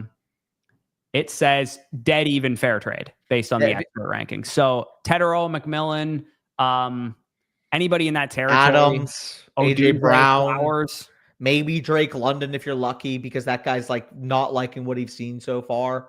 At running back, you're probably looking at Genty or Hampton, most likely. Yeah, preferably if you can somehow work up to Etienne, Bucky, higher than that, like absolutely, but more than likely going to be a Hampton or a Genty. Here's your thoughts, Genty or Jacobs rest of the season? I have Genty higher than Jacobs still. It's not that I don't think Jacobs in a vacuum, probably median-wise, could outscore him. I think that eventually Genty will. He's starting to look better. He's starting to break off some long runs. This Raiders fucking O-line is just awful. That's the worry. The Commanders also, like the Raiders have had a murderer's row of run defenses to start the season, so that's also part of it. But they got to start getting some movement in the run game for sure. So this is the tweet. Actually, I'm not even going to bring up the tweet. It's going to take us too long. But yeah, 101% of Ashton Genty's yards this year after contact. For reference, the guy's highest in that regard. Josh Jacobs, 92% of his yards came after contact this year, meaning maybe the Packers' run blocking line has kind of contributed to the down efficiency year for Jacobs. Yeah. Quinshon Judkins, absolute monster, 93% after contact. So this guy's breaking tackles. He's getting downhill. Beast. The one thing I feel good about most about Judkins is that it's early, obviously. I could be wrong still. It feels like I was right on the evaluation of the player. Yeah. Like he's a good ass player. And people overthought him in the draft process for a litany of reasons. Omar and Hampton, 86%. Nick Chubb is so bad. Nick Chubb is brutal, man. Holy shit. I actually can't wait to see Joe Mixon back there. Bro. Steelers offensive line, very stinky. Jaylen Warren, like 3.3 yards per carry this year, but Jaylen Warren, 92% of his yards after contact. Yeah, no, for sure. Anyways, Blurry's trade question here. He receives Bo Nix, Nico Collins in exchange for Drake London, Jameson Williams. Start 7-10 team. London doesn't really have any value to me. Yeah. London and Nico, same tier. Jameson Williams, you take the flex over a low-end quarterback one. Like, I mean, Bo Nix. He's a streamer in this point. Start 10, start 7, one quarterback. I haven't been impressed with Bo Nix. I'm not. I haven't been that impressed with him either, and I think you can argue that he's in the same tier as guys that are on the wire in this format. Yeah. So there's not really any reason for me to say that he's going to move the needle in that deal. Like I have him down like 8 through 12 tier technically, but like I have him and Daniel Jones one spot apart, and I don't think that's outrageous. No, I don't think it's outrageous either. All right, let's keep going here. Sego bands. Good thing is we could actually technically go into the game a little bit if we had to. This is the right side. Yeah, Neighbors and Chase are one spot apart for me. You were basically netting almost not a free Justin Jefferson, because there's obviously a difference between Lamar Jackson and Jaden Daniels, but you're still getting an elite quarterback, and you're getting Jefferson and Neighbors. Yep, absolutely take that. Pretty straightforward deal. How many reviews do we have, by the way? We have 1, 2, 3, 4, 5, and then I think one more came in while we went live. Apparently, CeeDee Lamb could potentially go to IR. Oh my Dude, fucking I God. told they said high ankle sprain, and it looked like one when it happened. I was kind of like, when people were like, "Oh, he's got to play this week." I'm like, "No, he's fucking not." Hopefully he doesn't go to IR. That would kind of suck, though. That is not great. It said he wasn't going on IR early today, but then Jerry Jones said he could. Swelling. Maybe it's mind games. Dude, every Maybe time mind an games. ankle injury happens, I literally don't give a shit what anyone says until like Wednesday of the following week, because it's always there's always swelling and shit, and it always happens where they go, "I could probably play next week if I had to." It's like, yeah, no shit. You just got painkillers in the third quarter. Of course you feel like you can play next week. I literally need Jameson Williams to be the fucking cone of the year tonight. Jameson Williams to be the cone of the year. Yeah, you really do, actually. I need him to be an absolute You need to pylon win. You need to win for sure, because if you don't get the win, then you're gonna maybe be in rough shape. 2-2, I'd feel confident. I mean, like I would be 2-1, but like maybe I lose to Finasteride next week. Would you take Zay Flowers for CeeDee Lamb in a trade? No. Okay, just throwing it out there. No. You're asking the wrong guy. I am asking the wrong guy. What am I talking about? Okay, King Drewski here. I wonder if this is the comedian. This is a redraft league, but is there any obvious weak point of the team? Any moves that you would make or trades? I'm trying to whoop up on my friends. I don't think there was a pause needed for that, but McLovin McConkey. I'm not McLovin McConkey right now, but I get the sentiment. Bo Nix is the main quarterback here. It's a 12-team start 7, so Chase, McMillan, McConkey. I mean, probably, hopefully, QJ was in your lineup this week. But Amari and Hampton, Kenneth Walker, I actually have that duo in my home league, so I feel your pain up until this week. Jake Ferguson there, he was 1-1 coming into the week, surprisingly, despite this roster. And I would imagine he's 2-1 after what Hampton, Walker, and some of these guys did. Jake Ferguson did. Yeah. But it's possibly lost. Bo Nix didn't really have a great game. Lad McConkey didn't have a great game. He probably sat QJ, I would imagine. So any moves that stick out to you here? Because for me, the receiver core is all buy lows right now. So I can't really say that like I'd be like QJ. QJ is the only non-buy low, like I would say. I mean, you could try and sell QJ plus Chase to go get like Puka or something like that. Do you? Because Jamar's Jamar. He's going to hold value because he's Jamar. Yeah. I mean, it just sucks you got that cone of an RB3 right now. And I know Corey's going to refer to one, I'm referring to the other. Yeah, that is factual. For what it's at worth, least you have JC. A great workworkload this week. No, I know. At least you have Bill over Isaiah Pacheco. I mean, these guys both fucking aren't that great. So, especially in the start 7. You know what I'd be willing to do? This is a move that's maybe a little bit big brain. Let's hear it, Dunk. It's a start 7. It's a 1 quarterback league. Does QJ plus Jake Ferguson after a big week get me up in the territory of some of the better tight ends in fantasy? QJ plus Jake Ferguson get you how much? Like, I don't think you'd get to McBride or Bowers or whatever, but that's where I'd be looking to. Because to be honest, Warren guys, maybe. Dude, I think Jake Ferguson, market value wise, could be on par if CeeDee Lamb's going to miss a lot of time. He could, yeah. What if you could sell Jake Ferguson off the big week right now to the Kittle manager and use Goddard in the meantime? Yeah, I mean, can you get Kittle for him? That's what I'm saying. Could you sell Jake Ferguson straight for George Kittle right now? Maybe that guy's 0-3 or 1-2 or something like that. If you could do something like that, absolutely. Yeah, that would be my thought, just because it is a start 7. You know, usually the tight end and quarterback. You don't want to, in my opinion, in a start 7, you don't want to have Bo Nix as your quarterback and Jake Ferguson as your tight end. You probably want an advantage at one of those positions, ideally. So maybe you could take Quentin Johnston plus Bo Nix and go get a better quarterback, or Quentin Johnston plus Jake Ferguson, go up and get a better tight end. Because like you see Trevor Lawrence on the wire, Brock Purdy's on the wire. Like Bo Nix is just not really moving the needle at this moment in time, especially given how he's playing currently. So I would personally try and buy low on an elite quarterback if you can. Maybe you can go get Jaden Daniels with Bo Nix plus Quentin Johnston. Can we talk about also that Arthur got Jake Ferguson in the 11th round of a tight end premium, and the guy's averaging, I mean, how many points per game is that? He's kind of being a monster right now, unfortunately. I mean, 30. He's got 58 points in 3 games. Yeah, he's a monster in tight end premium specifically. Yeah, for sure. But any other deals that stand out to you? Again, like I said, he probably won this week, given some of the performances he had. I maybe try to consolidate. I also think Khalil Shakir could be about sell high right now. He scored a touchdown last week. If you could package up using him, makes sense. I look at Manor also scored a touchdown. Yeah, you just don't need any of this depth realistically in this format. It's a 10-team start 7. Like it's a 12-team start 7, not a 10-team. I think I said it was a 10-team a couple times. It's a 12-team start 7, but even still, it's a relatively shallow format. I mean, this is a decent example. The only issue I would say is I don't want to be as weak as Dallas Goedert at tight end. That's the only issue. Because if he makes this deal, which I think Mac and Zay like back to back in my rankings rest of the season.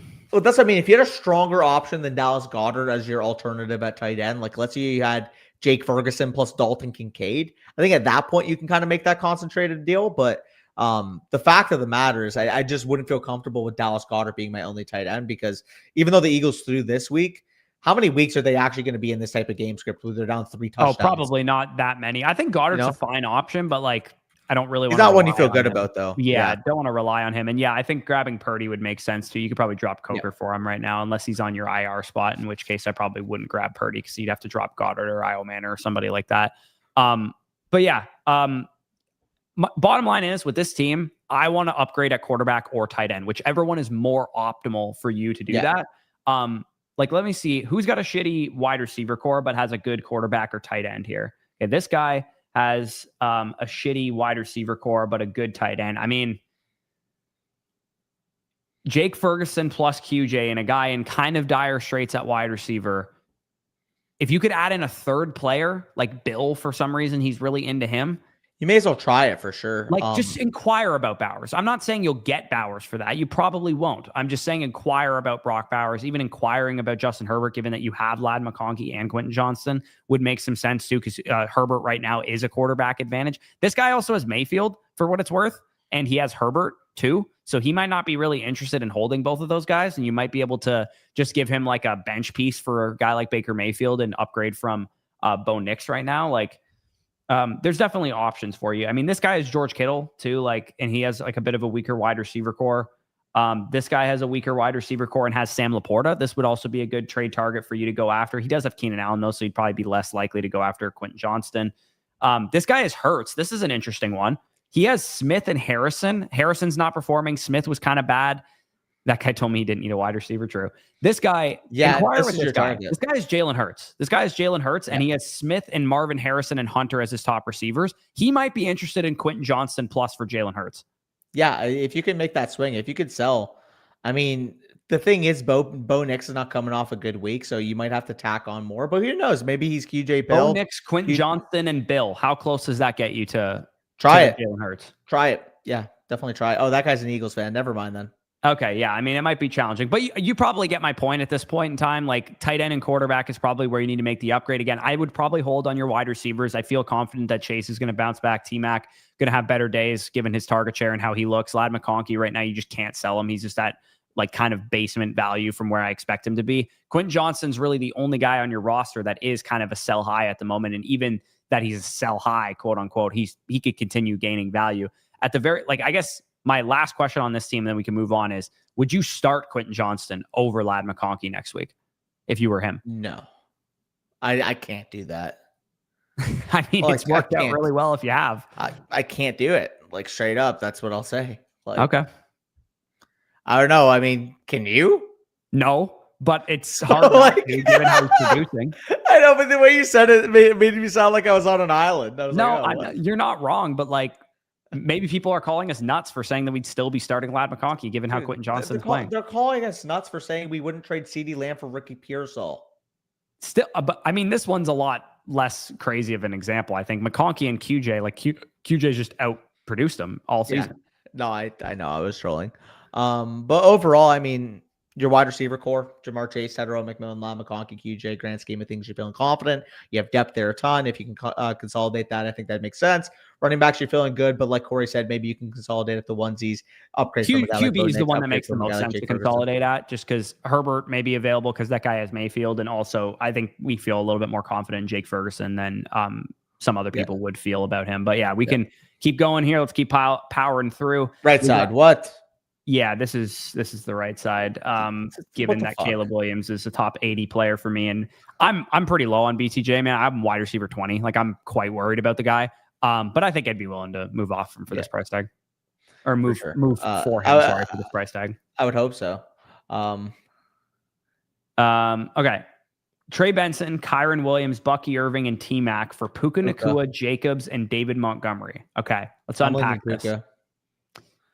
Puka equals probably Puka's Bucky worth and what? Benson. Irving and McMillan? Yeah, I was gonna say probably that or Bucky and Benson, something like that. I would say Irving. I mean, you have McMillan at 22 overall, so maybe not like that's close. I mean, McMillan high, man. I feel very confident in his starter share right now. I agree. This is a close deal, man. This is pretty. It starts also, 7, so Puka is obviously the best player. John, we're not doing that, by the way. We're not doing that. You're gonna be a fucking dickhead. You're gonna get banned for 5 minutes. Try it again. See what happens next time. Yeah, I mean, it was a great trade. What else do you want us to say? Yeah, I mean, like what? So, if you have to accept. Sorry, I thought he was talking about the way we answered. Sorry, John, if I misconstrued you, apologies. But the way he's like it sounded, I thought he was like saying it the way. I think that's what he meant. Okay, so apologies if I did that prematurely. Oh, he might have. I see what you mean. He might have meant like. I thought he meant to ask that question to know to make that trade. He might have meant. No, I meant to like. I thought he was saying like, oh, like he paid us $5 and that's all we said. Like, right. Yeah, he might have. He might have meant that. We're not sure. We'll see. If that's not how you meant it, again, apologies for that. But if that is how you meant it, then deserve the little 5-minute timeout. But again, sorry if not. There's a Canadian response for you. Are you keeping Puka here? Gun to your head. Are you making this trade? I think I'm making this trade. I think this is enough for me to move off of Nacua. If I needed the depth, it's a start 7. So let me just quickly look at his team. Maybe you got to think of Jacob's market value too, though. So he's higher to the consider. He needs the depth, dude. I would do this. He needs the depth bad. Look at his team. Yeah, he's got friggin' Jawan Jennings as his 3rd best receiver, and David Montgomery's his 2nd best running back. He's got to do this. I think so. That's a haul. Yeah. Yep. Benson, Kyron, Bucky, and T-Mac. Yeah, you gotta be doing that there. Yeah, I mean, also you might have to move Kyron higher than 71 overall. Yeah, I think he got moved down because of my my running back ranking there. I'll move him up a little bit. So Dylan, what usually happens, by the way, I know you mentioned that, we usually adjust by position. And then when we notice things are egregious in the overalls, we do it manually. So sometimes when you move Kyron, like Corey, I've also only adjusted my positionals this week. I didn't touch my overalls. Well, that's exactly what I was explaining. If you were listening, I was listening. I was just explaining why it was going that way, just so people know that I don't not touch my overalls normally. It's just that I only got to my positionals so far. No, I know. I was explaining that. Okay. You're good. It's fine. Yeah, no. I do the same thing. Trust me, Corey. I go position by position and then I adjust the overalls after. Yeah, for sure. Okay. Next team review here we have from M Hassett 17. Been watching you guys for a while. Bit happy to be part of the flock. Take a look at my 8-man dynasty team. Okay, 8-man, 1 quarterback. Hometown boys. I won last year, and I'm looking to keep my contending window while also setting myself up for the future. And he said, I've kind of written off the 2026 draft in favor of 2027 picks, which, I mean, it's kind of materializing as a decent take at the moment. This is a 1 quarterback again, 8-team league. So why are we hoarding? Really going to matter. Why are we hoarding? Like what? 1 quarterback league? 18, 1 quarterback? What are you going to get for them in a 8-man, 1 quarterback league? What value do they have in an 8-man? Well, they don't have any value, but it's not like you can sell them for a haul. I mean, it's just waste of roster utilization, dude. It's an 8-man, 1 quarterback league, and we're rostering 4 quarterbacks. Looks like a deep starting roster. But yes, you should probably trade Drake May and or Kyler Murray, maybe Joe Burrow, depending on what the market value is for him. But because he's hurt, he might not get you good value on the market. But yeah, trading one of those quarterbacks would definitely make sense. For sure. I mean, tight ends, you feel good about Trey McBride, Jake Ferguson, wide receivers, Roma Dunze. What an ascension. He's looking great. You feel great about that moving forward. Wide receiver core as a whole, absolutely phenomenal. Running back, you got the production right now. You also got some long-term there. Guy like Quinshon Judkins should be able to age gracefully. Jordan Mason for the short term, Javonte Williams for the short term. Like you're feeling pretty damn great. Yeah, no, absolutely. And quick 2 questions in the chat. Michael, we'll get to you. You're right down here. We'll get to you. We can stream into the game. It's not the worst case scenario, just to make sure everybody's stuff gets answered here.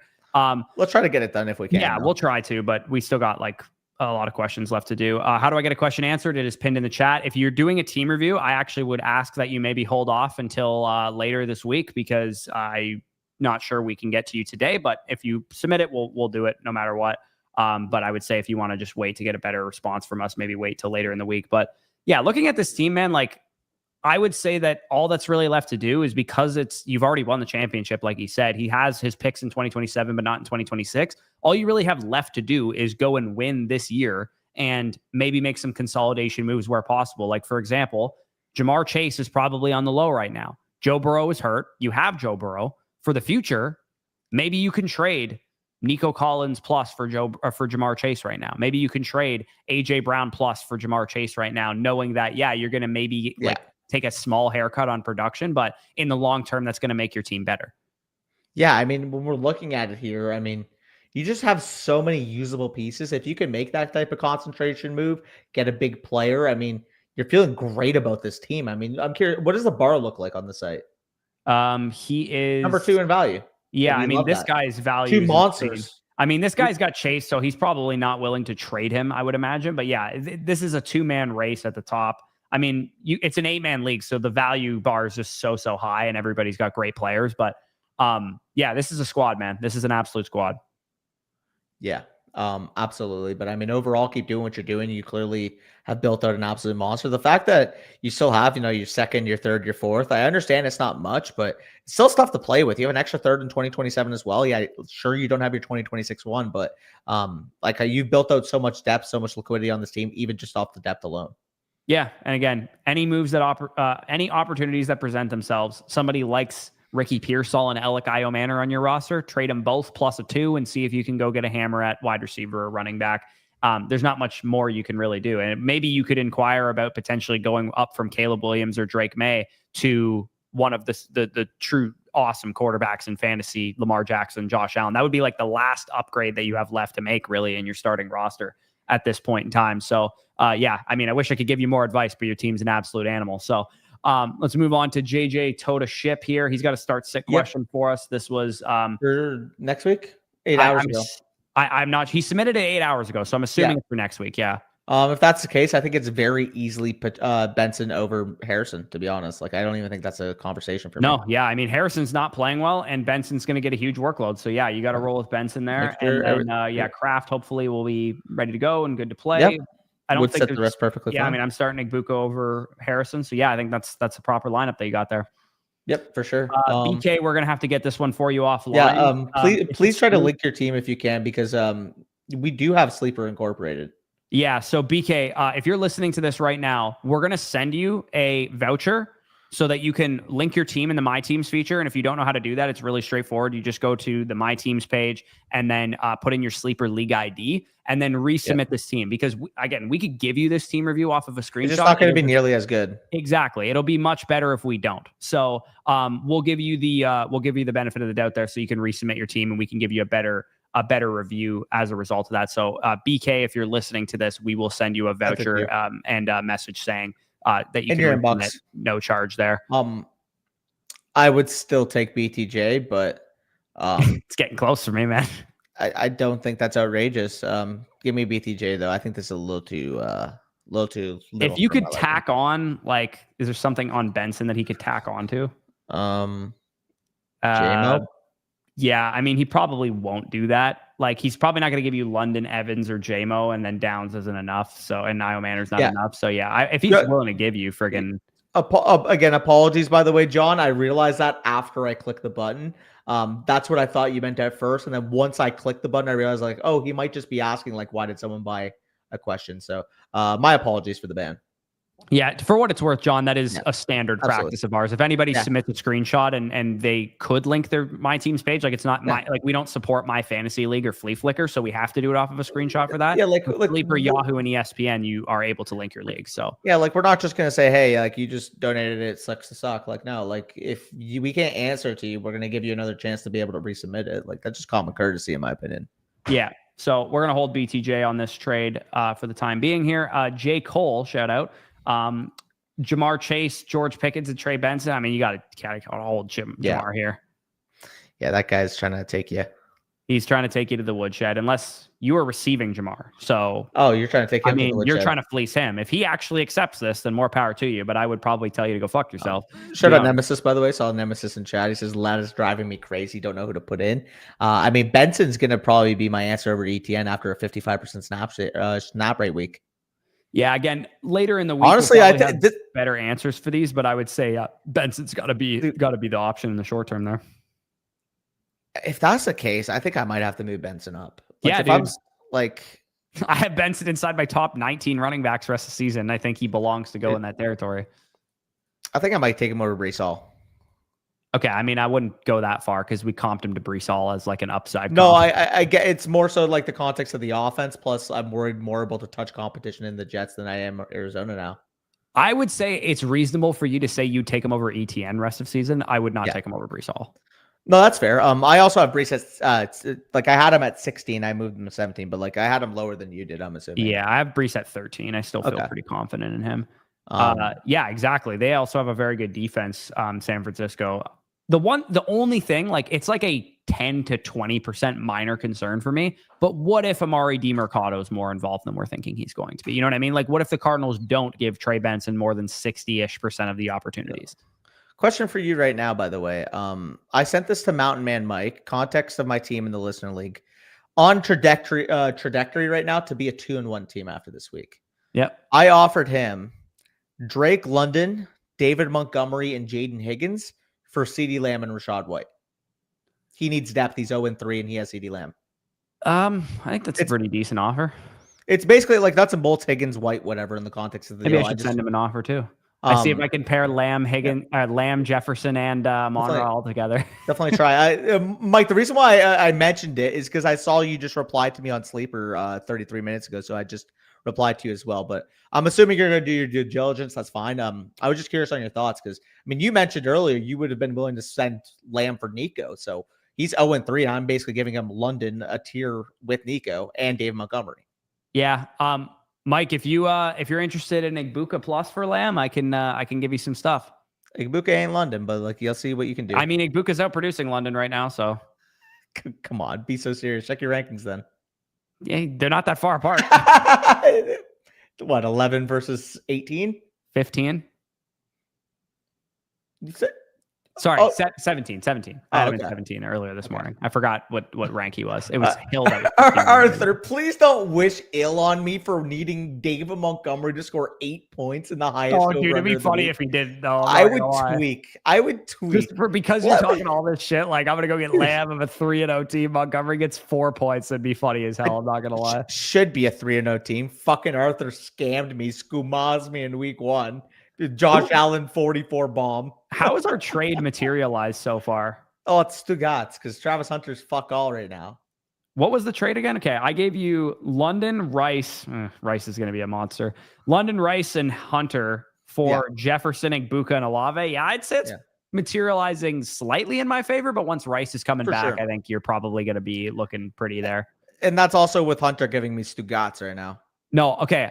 Dylan, I'm going to ban you if you say this again, because if Gibbs gets more than 35 points, I'm 0-3 in my home league, despite dropping if I lose the second most points on the week. So I better not have a 35 bomb out of Gibbs tonight. Yeah. Also, I know the references to the Flock League video. I'm just fucking sauce and I'm wheeling and dealing. That shit was comedy.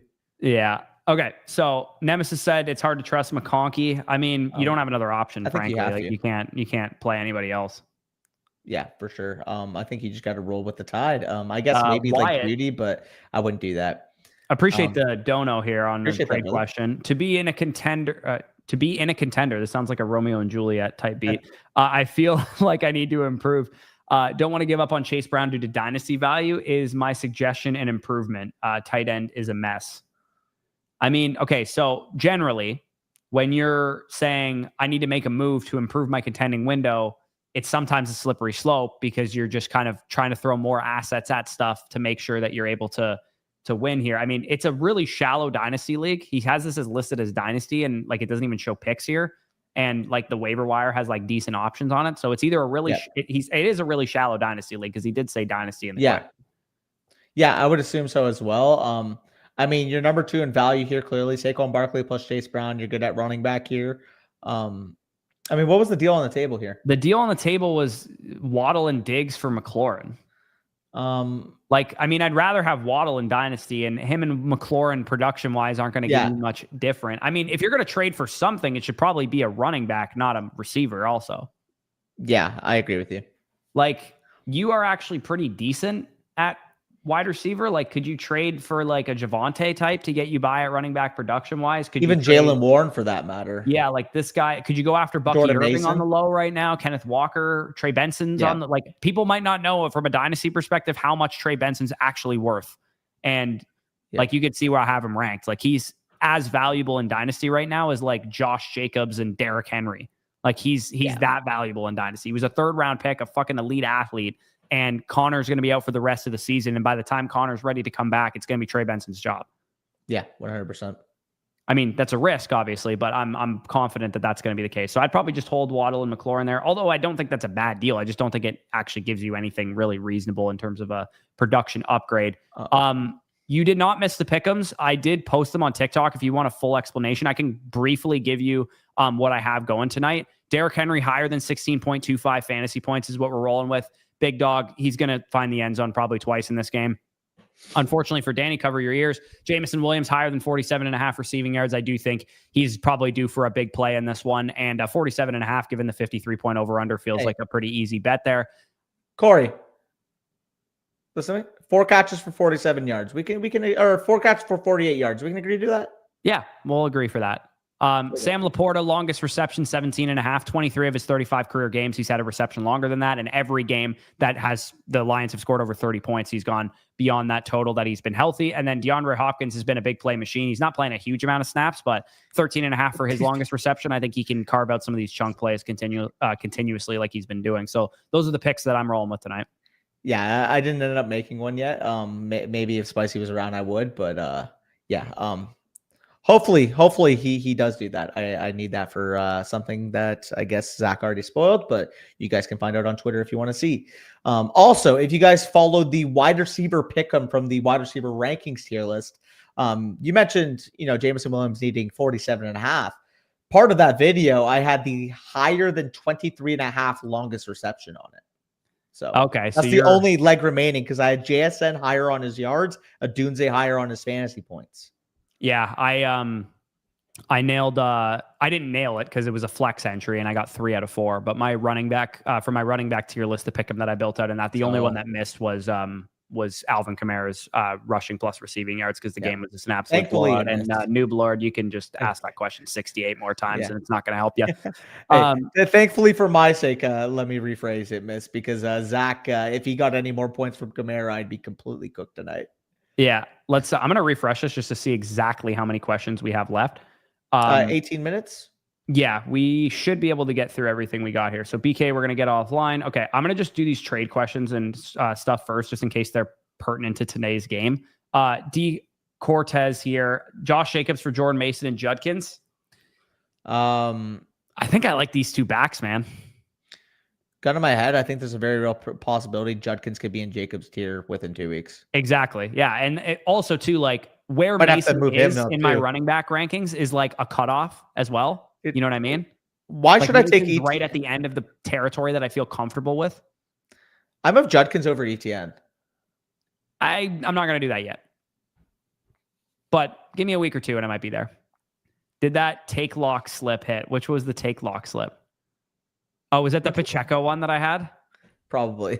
No, it did not hit. Pacheco didn't have 8 fantasy points or whatever fucking egregiously low number. Does he have 8 fantasy points on the season? He might. Combine all of his game logs and he might be there. Bears last week of the season, not great. Week 10 sell. Okay, so Old Bo is saying Bears schedule is hard down the stretch is what he's suggesting here. I mean there's nobody on the Bears in this question though, so I don't know. Yeah, just take DK Metcalf, I guess then. Yeah, I guess just take DK Metcalf. There's no. Did you mean to click DJ Moore? Yeah, even still, I would take DJ Moore over RJ Harvey at this point in time. For sure. Judo Wudo here. I want off everything Jags and Texans. We'll do Nico for Bucky afterwards to compensate. So Baker Mayfield, ETN, and BTJ for Lamar and Odunze. Yeah, what the hell? Absolutely. Yeah, get off the Jags here. That's gross. Shout out James, by the way. Yeah, hopefully Mason is not taking it too hard on me for losing Lamb. Yeah. Is this crazy? Jags sleeper Bush? Yeah, this is crazy. It's not crazy at all. This is pretty fair, I would say, generally. So, like, Calvin Ridley's Fugaz. I don't really give a fuck about him. I mean, people are asking if they should drop him right now. Dude, I mean, we had like a Calvin Ridley discussion on stream yesterday, and I'm like, he's just terrible at football right now. Like, there's no other way to put it. Like, the guy Mason's fucking minions are flooding the chat now. This is a very, I mean, there's just Chase Brown's such a sexless name right now. He is very sexless. He is like, do you want like fucking having sex with an apple pie type shit? Like, do you want send regards? I'm assuming to last round and CD loss. I'm just praying I can win this week. No. When you guys see, I'm gonna do a whole bit. Do we have a diatribe? Do we have time for this diatribe, Danny, or is it gonna be short? 1 minute, real quick. That's all I'll say, dude. I'm gonna make a bit about fantasy cucking. And we refer to it all the time on this channel. Basically, a fantasy cuck is when you have a Bijan Robinson and Tyler Algier scores, or you have the quarterback and the running back punches it over. Because, I mean, you got cucked. Everybody else is enjoying fantasy points. You're the one left on the side in the chair watching everybody else score fantasy points. Right. The amount of cuck I felt when CeeDee Lamb got hurt and I had to watch fucking Jake Ferguson absorb 13 receptions for Zach in his tight end spot. Dude, that chair was turned in the corner for hours. I'm surprised you have a computer left. Like, I'm surprised you didn't rip your fist right through it. I mean, I might just need to clip that part of the stream as the bit because I already spoiled it pretty much. Pretty much, yeah. But anyways, yeah, in a vacuum, I think I like London here, but like London's not playing well. Like, it's hard to just be like, yeah, London's still very confidently a top 16 player for me. He's like sheepishly a top 16 player for me right now. He's like, who else am I going to put at 16th overall? Yeah, player if there was right better now? options, I would put somebody else there. Dude, if somebody else was worthy of putting 16th overall, yeah, they would be now at that I think overall. about it, I need to move JSN ahead of him. And H. Oh, I already did that. I don't know why H-N was behind him, but he's definitely not now. I have 18 in my rankings now. Man, I have London at 20. I have your boy Flowers above him. Wow. That's and you know, I mean, that's an unbiased take there because you have London and I have Flowers. Yeah. So I traded you Flowers, if you remember that. Yeah, you did trade me Flowers, but I traded you Rome, so it's probably even. I mean, I got Igbuka. At least I didn't get screwed in that trade with some bum. I got Igbuka at least. I moved Jefferson down to 18th overall rest of the season. Mason works harder, but this is pretty much factual, actually. Mason does absolutely work way harder than like me and Danny combined work about like 70% as hard as Mason does by himself.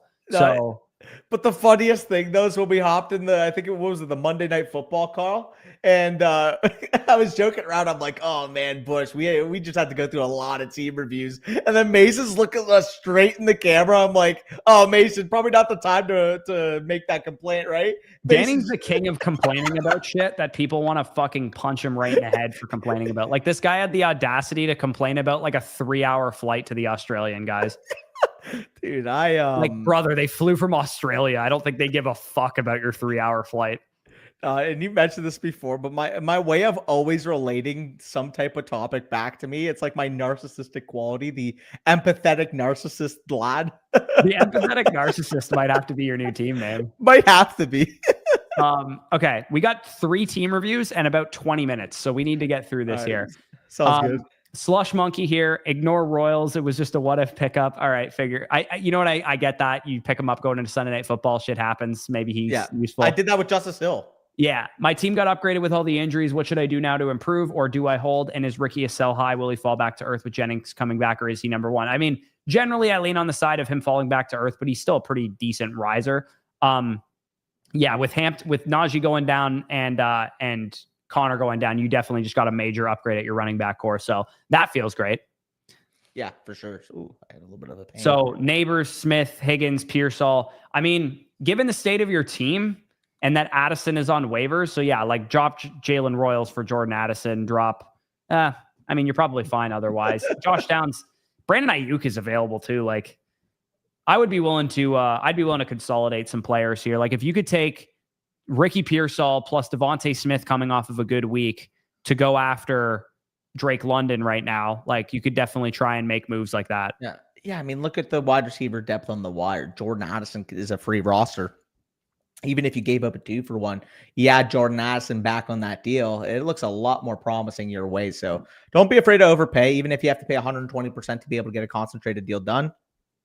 Guess what? You pick up a Jordan Addison. Maybe you're a little bit worried about Josh Downs, but I think he's at least rosterable. I mean, I'd rather roster Ayuk at this point than Josh Downs, to be honest. Ayuk, Keon Coleman as well. I guess that would be a conversation. Darnell Mooney as well should be rostered. Like, a lot of good options. I understand why they are available. It's a 10-team start 7, but that just goes to showing a 10-team start 7. I would rather have the best asset in the deal and then a free asset as the worst, rather than just the 2 middling assets if we're talking in the context of a trade. Yeah, like, let me just go look at some of the bottom teams here.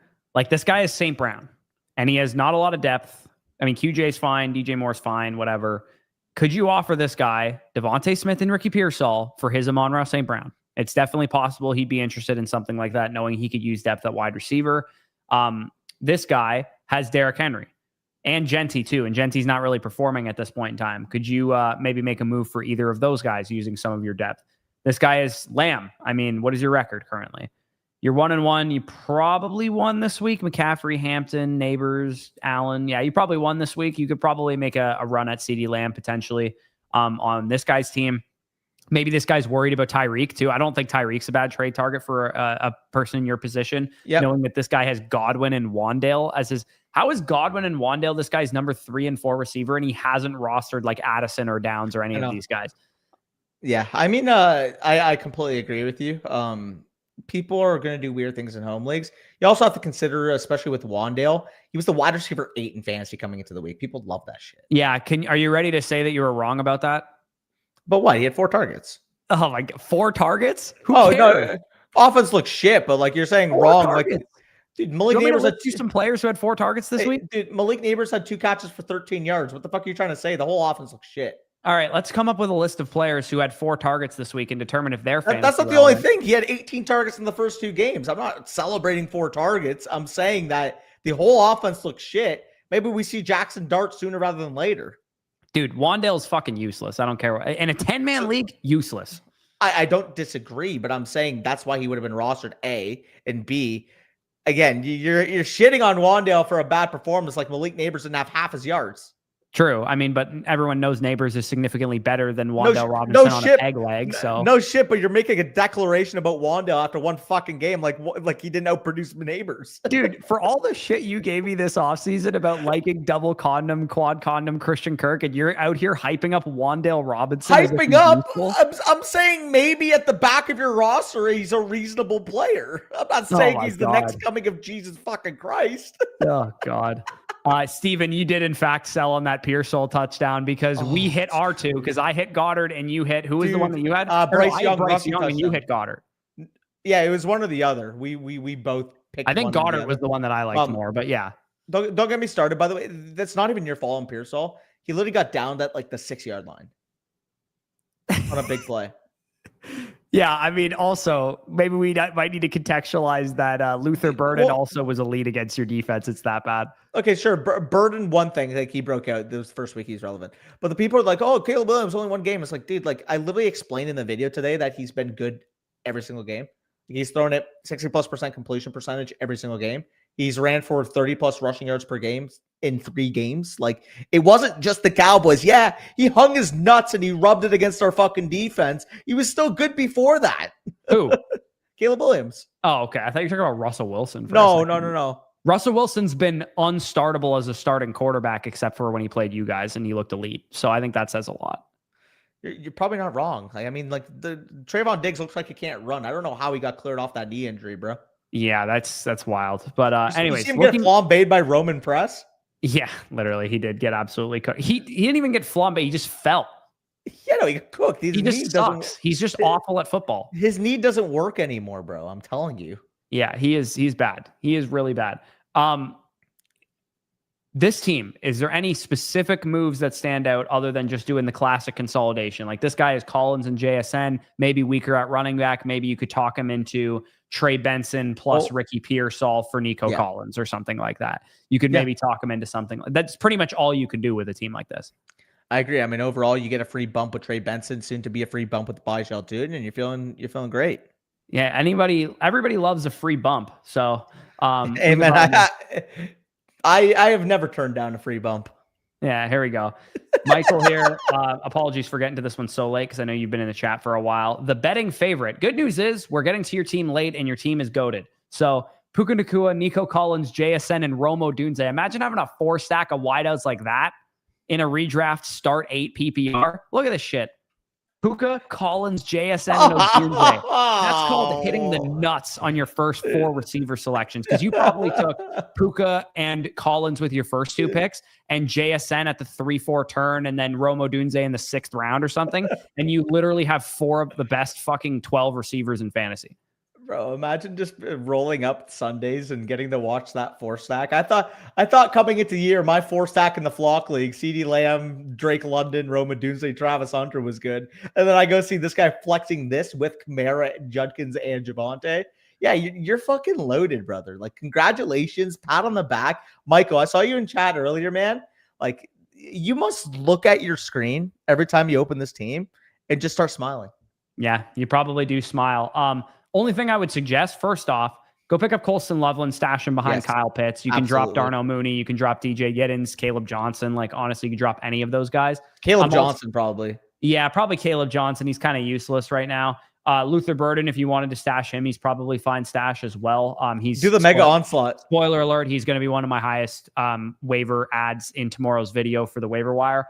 But yeah, this team's in great shape, man. Like, I don't want to give up this receiver core at all. But if you wanted to, see reasonably, if you're like, hey, God, I believe in Godwin coming back and, whatever, you could maybe sell one of them plus one of your running backs and go get an elite running back. Like, would you do JSN plus Javonte Williams, Danny, if it got you Saquon Barkley right now? Yeah. You know what I mean? Like, I think maybe repositioning one of these receivers into an elite running back would be a wise decision. Yeah, if you could make that type of move with this team, I mean, let's see the valuation on it. This is a redraft valuation compared to the rest of the league. Like, what's the bar? The bar is, he says this team is called the betting favorite here, which I believe Avery changed his team name to about week 5. He must be a fan of the Flock. He must be a fan of the Flock League. Yeah. But yeah, his bar is 4,000 points above Warm Brothel. Shout out. Dirty Mike and the boys is his fucking second closest competitor. Dude, I swear to God, every guy named Mike goes by Dirty Mike and the boys in fantasy. Yeah, no, it's classic, man. Every Mike I've ever met names their team Dirty Mike and the boys. Dude, it's a classic. Like, for once, how about we get original and name your team the Soup Kitchen instead of Dirty Mike and the boys? Right? Like, fuck. The Soup Kitchen's right there. And to me, it's funnier than just naming your team Dirty Mike and the boys. But anyways, this team's in really good shape, man. I don't know what to tell you. Like you said, looking to make a trade for a high-end running back. Like you said, okay, let's actually propose a real trade here because we need to find a team with a great running back core and a weaker wide receiver core. And we just found one. Okay. Jahmyr Gibbs right here on this guy's team. He has Achane and Walker. I think this guy would be comfortable trading away Jahmyr Gibbs, given his receiver core is fucking Jalen Waddle, DJ Moore, and these guys. Who would you be willing to give up for Jahmyr Gibbs? The answer for me is anybody but Puka. If I wouldn't give up Puka for Jahmyr. I'd be willing to do it. I agree with you. I'd be willing to do it, but I don't really want to give up Puka. So Collins plus, would you do Collins and Javonte for Jahmyr Gibbs? It feels a little bit steep, but I mean, JSN and Javonte, you'd rather do that, I would assume. Yeah, I mean, they're very close. So, like, I agree with your rankings there. I actually have JSN above Nico rest of the season. So, like, by the way, who would have thought I would have ever said that coming into the year? Yeah, fair enough. I think I legitimately think there's a possibility we can have JSN above Amon-Ra in a couple weeks. So, what I would do if I were you is what is this wide receiver core? Yeah, dude, if I were in your position, you know what I would do? I would take JSN and Javonte Williams, if that's what it costs. If you can get Gibbs for less than this, obviously try and do it. But if you have to pay this as like the higher end of the price tag, JSN or Nico Collins plus Javonte Williams, Jahmyr Gibbs, Brandon Ayuk. You have a stashability spot for Brandon Ayuk. You could use him, just tack him on to the end of the deal. Yeah, treat yourself. This guy's 2-0, so maybe he's not willing to do that, but I don't know how he's 2-0. I guess his running backs are just carrying him at this point in time. Those wide receivers suck ass, and he's probably double tight ending. Yeah, I mean, this guy's got Barkley and JT. Going after Barkley from this guy would make a lot of sense. I already proposed it earlier, trading Nico straight for Saquon, or Nico plus a small piece for Saquon. Jonathan Taylor would apply as well, of course. Like, this guy's Garrett Wilson, QJ, Josh Downs. Like, he should feel like he needs a running back for sure. A wide receiver, but yeah. He should feel like he needs a wide receiver. That would also echo to JT, by the way. You mentioned Saquon, JT as well. Yes, yeah, JT as well. This guy, I mean, not a whole lot of exciting. This guy's McCaffrey. You could go after CMC too. This guy's Harrison in London, and then not much. And I mean, even Harrison's been bad. So you could maybe talk this guy into selling you McCaffrey for like Collins plus Javonte. Yeah. But yeah, you got options, man. It's a good ass team. All right. I think, let me just quickly refresh here again. BK, if you are listening to this, we will send you a voucher to resubmit your team. But we really appreciate the dono that you tacked on to the end of this. It looks like we have a couple more trade questions as well. Let's get to the trade questions first and then end off quickly on the review, I would say. Okay. So we can get ready. Lamb and Benson for Jefferson. Yeah, dude, even with the injury, give me Lamb over Jefferson. I'm worried about Jefferson. I'm not that worried about Jefferson. I need to move. I haven't moved Lamb down since the announcement of the injury because the stuff was unclear about how long he would be. I moved him to wide receiver 5. Oh, he's going lower than that for me, dude. He's going to be probably out like 4 games. Yeah, no, I know. That's with 4 games. He would have been a tier above. Yeah, I would. Again, it would depend on the team situation. I'm going to put him to the bottom of this tier at wide receiver 6. Because if you were in a position where you needed wins, I would definitely rather have Jefferson and Neighbors and those guys. But I don't know. And like, honestly, that's where I'm at. I moved him to 11th overall. Wins, I would rather have Collins and JSN too, to be honest. And that was the line that I set for myself because those guys aren't giving me. I mean, JSN is, but like, give me one more week and I'll make the flip with JSN. Like, I just need to see one more. I know that's a cop out, but like he's very close to being able to do so. I'm worried about the Texans offense a lot more. Rome, same thing with JSN. I'm worried about him too. Like, honestly, I honestly think the 3 that would be most likely to. Jefferson, I'm worried about the offense. Nico, I'm worried about the offense. I honestly think it would be JSN, Roman Dunze, and Zay Flowers that have the best chance. Yeah. If you were an 0-3 team, somebody offers you Drake London straight up for CeeDee Lamb, would you take it? No.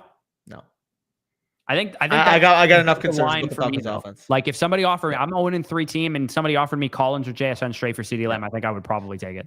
Yeah, because I mean, I'm looking at it, for example, and that's fine, Arthur. You don't have to agree with every single take that we have. He often disagrees with a lot of the takes that we have, so which is reasonable.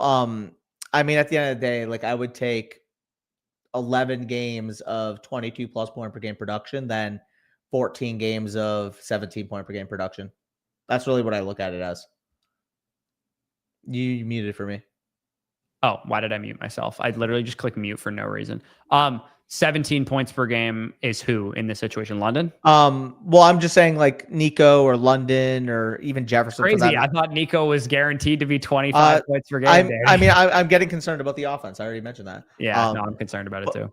But I mean, like, at running back too, like, I would say I'm gonna put him in this tier because I think, like, you get offered like Henry plus right now, or like Henry, Chase, Neighbors, etc. Guys like that, you take it.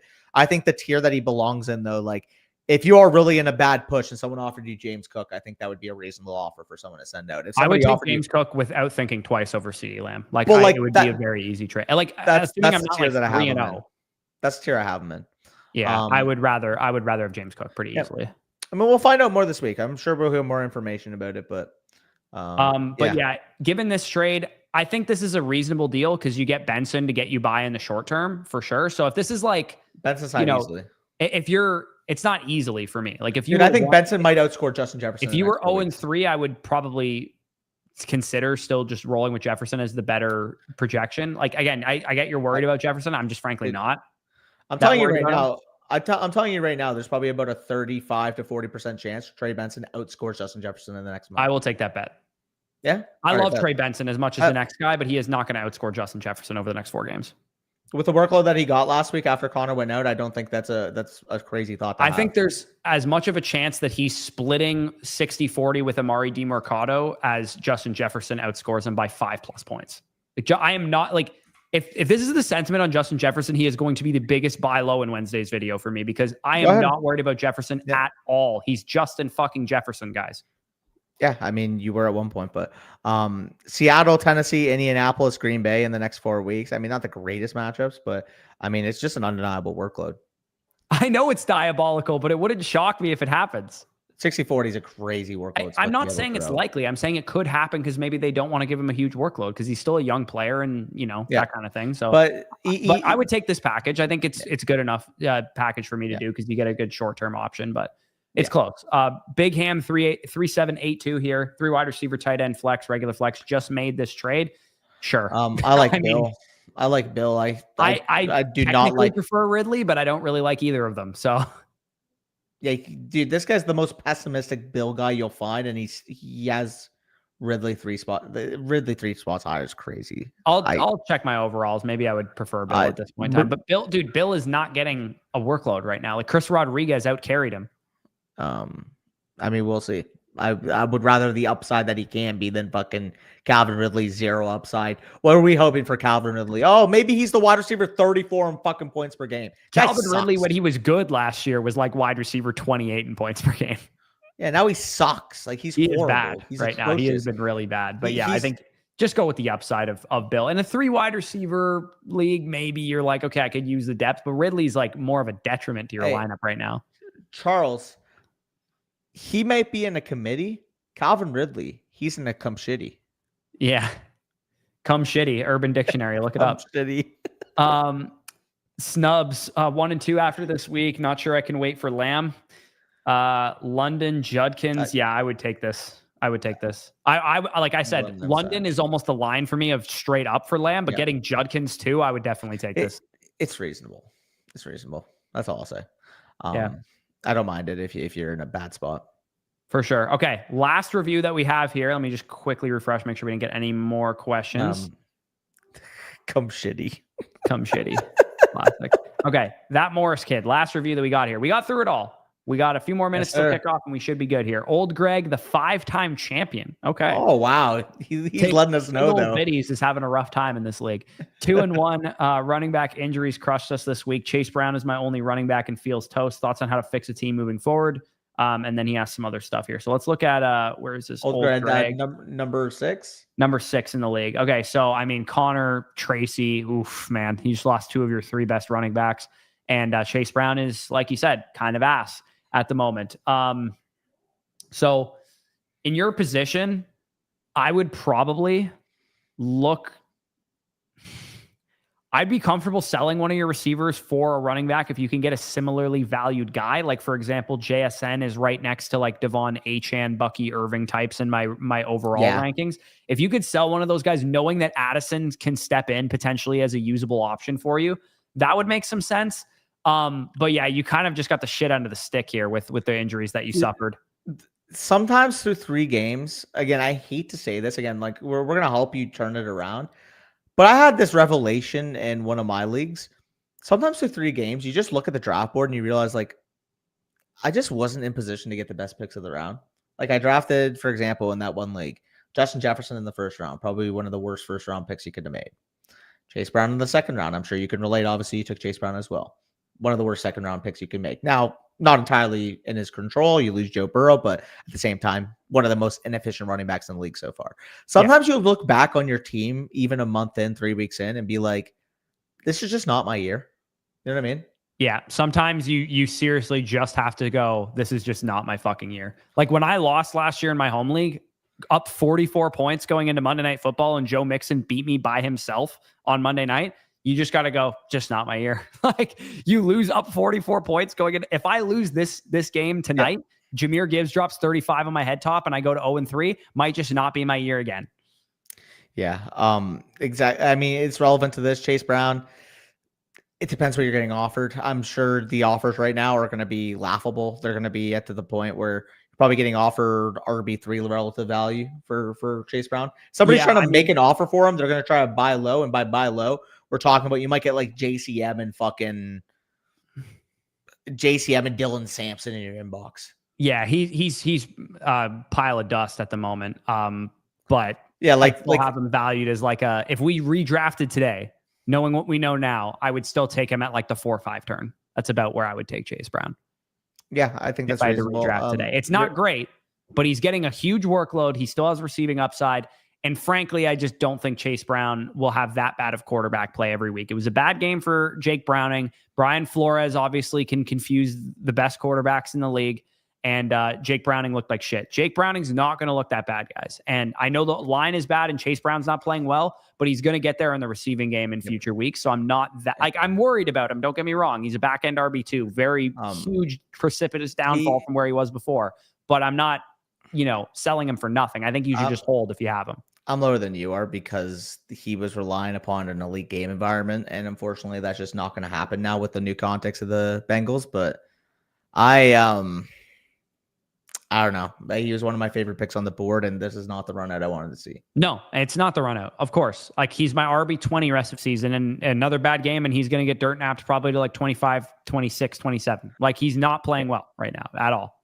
Yep, absolutely. But I have a little bit more faith in Jake Browning to make the offense better. Like, let me ask you this. Are you really worried about Jamar Chase and T. Higgins right now? Yes. Really worried?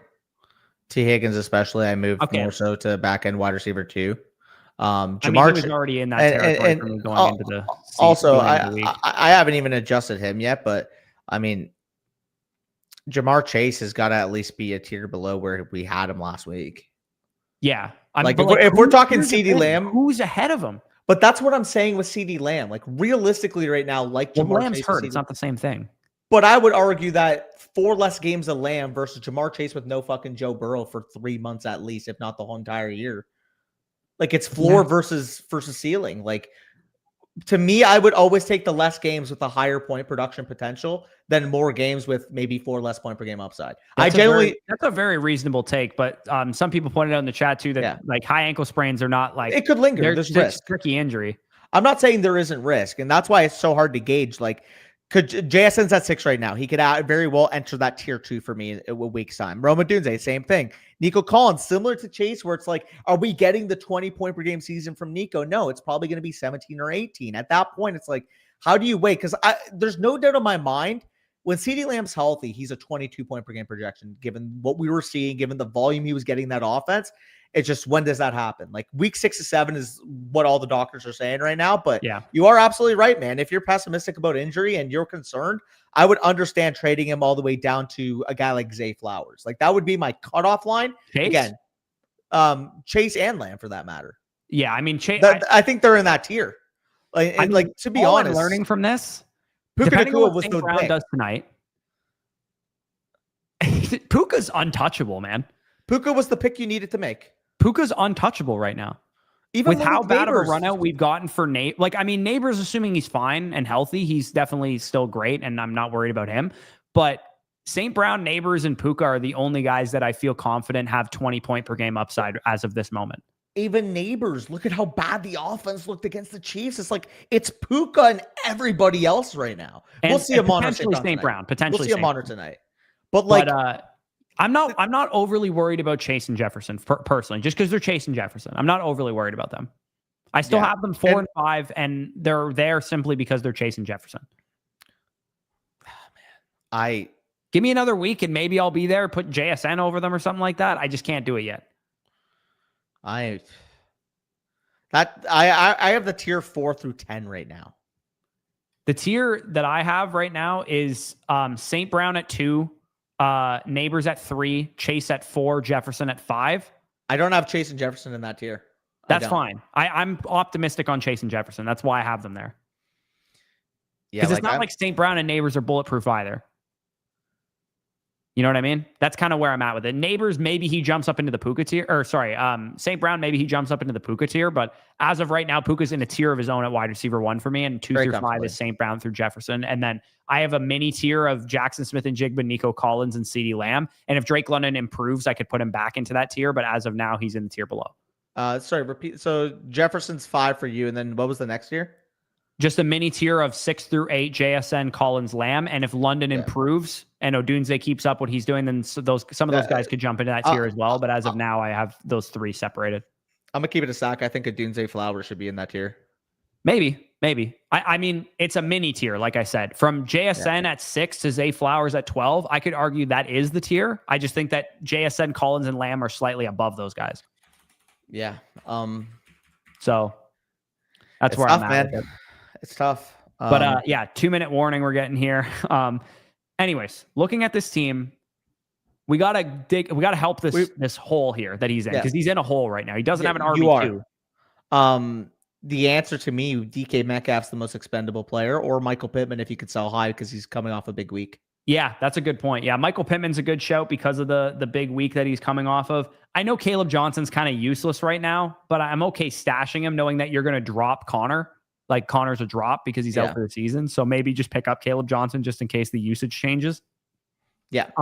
But as of now, I think you got to make a move with one of these wide receivers. If you can get a stud with JSN or Collins, go get a Bucky, go get a James Cook, go get a Derrick Henry, go get buy low on Saquon, something like that. By all means, go ahead and do that. But if the best you're getting is like, hey, I can trade DK Metcalf right now for Trey Benson, then go do that. You know what I mean? Like, it's all going to just feel out the relative value of your players. Like, find a guy. Let's see a guy who could use wide receivers really quick. This guy doesn't really have a good running back core. Who's someone with a good running back core? This guy has the best running back core. He's got JT and fucking, this guy's Mason. Maybe you could go after Mason potentially. Using like, would Pittman get you in the vicinity of Mason, just as an example? Well, that's exactly what I mean. Can you make that type of move? I think that would make the most sense given how your team is built. This guy, maybe because he lost Lamb, might be thinking, okay, now I need to go get another receiver. If you offered this guy DK Metcalf for Trey Benson, would he do it? Potentially. Maybe you could even get that done with Pittman, given that Benson's maybe not an unknown at this point in time. And of course, you're the one who lost Connor. So definitely would make sense that he could deal with you. I'm just spitballing with some of these offers here, but there's definitely things that you can do in your own power here. He does also mention here, do we trade JSN Nico for an RB1? So yeah, that's exactly what we kind of talked about. Or for 2 solid starters, do we package some of the wide receiver depth together for a running back? We're in a tough spot. Any ideas appreciated. Yeah, I think the optimal way to play it for me would be to take Pittman or Metcalf and see if you can sell high on those guys, knowing that you have Addison coming into the fold. But if you have to, I'm okay, break glass in case of emergency, selling Nico or JSN straight up for one of those running backs in that second tier, the James Cook, the Saquon Barkleys, you probably won't get to Jonathan Taylor or any of those guys, but I'm okay doing it if you have to sell JSN or Collins for one of those guys.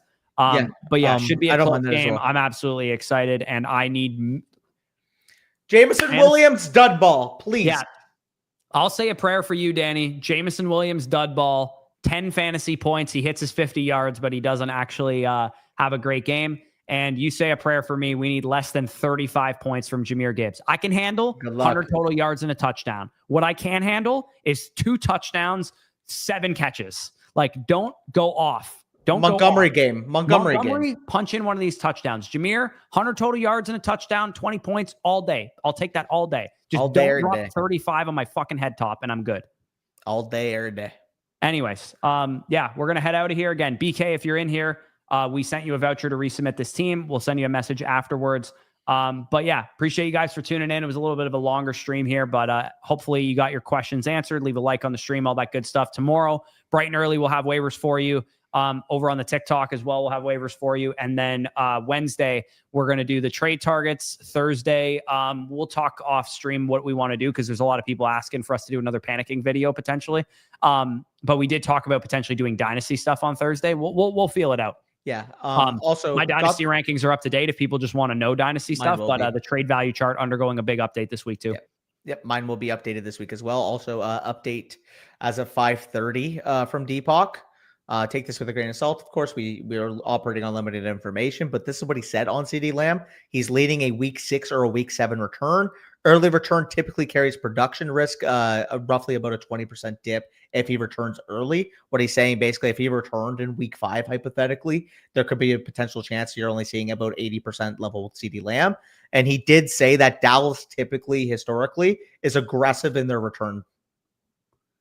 I mean, terms I of hope they're number. not, because if Jerry Jones said he That's might what they're need to go saying. to IR, That's what they're yeah, I saying. mean, I'm just going off of what but you Depop's said saying. that was, I know, but you said that was as Yeah. of 5:30, and that Jerry Jones Yep. IR report came out after that. Yep. Yeah. I mean, we'll see what ends up happening. I'm just going off the information that was provided on Twitter. Okay, we'll see what happens. Hopefully, Yep. CeeDee Lamb managers get him back before Hopefully. IR or whatever. Can I get a barrage of screenshots and a team review for my NFL league? NFL, I don't think we support NFL. Yeah. You If we don't support do it, you can. Yeah, you can definitely send in a barrage of screenshots if that's the only way you can do it. But yeah, hopefully, good luck, everyone. Hopefully, you get a Monday Night Miracle. No Jahmyr Gibbs points, no Jameson Williams points. Peace out. We'll talk to you soon.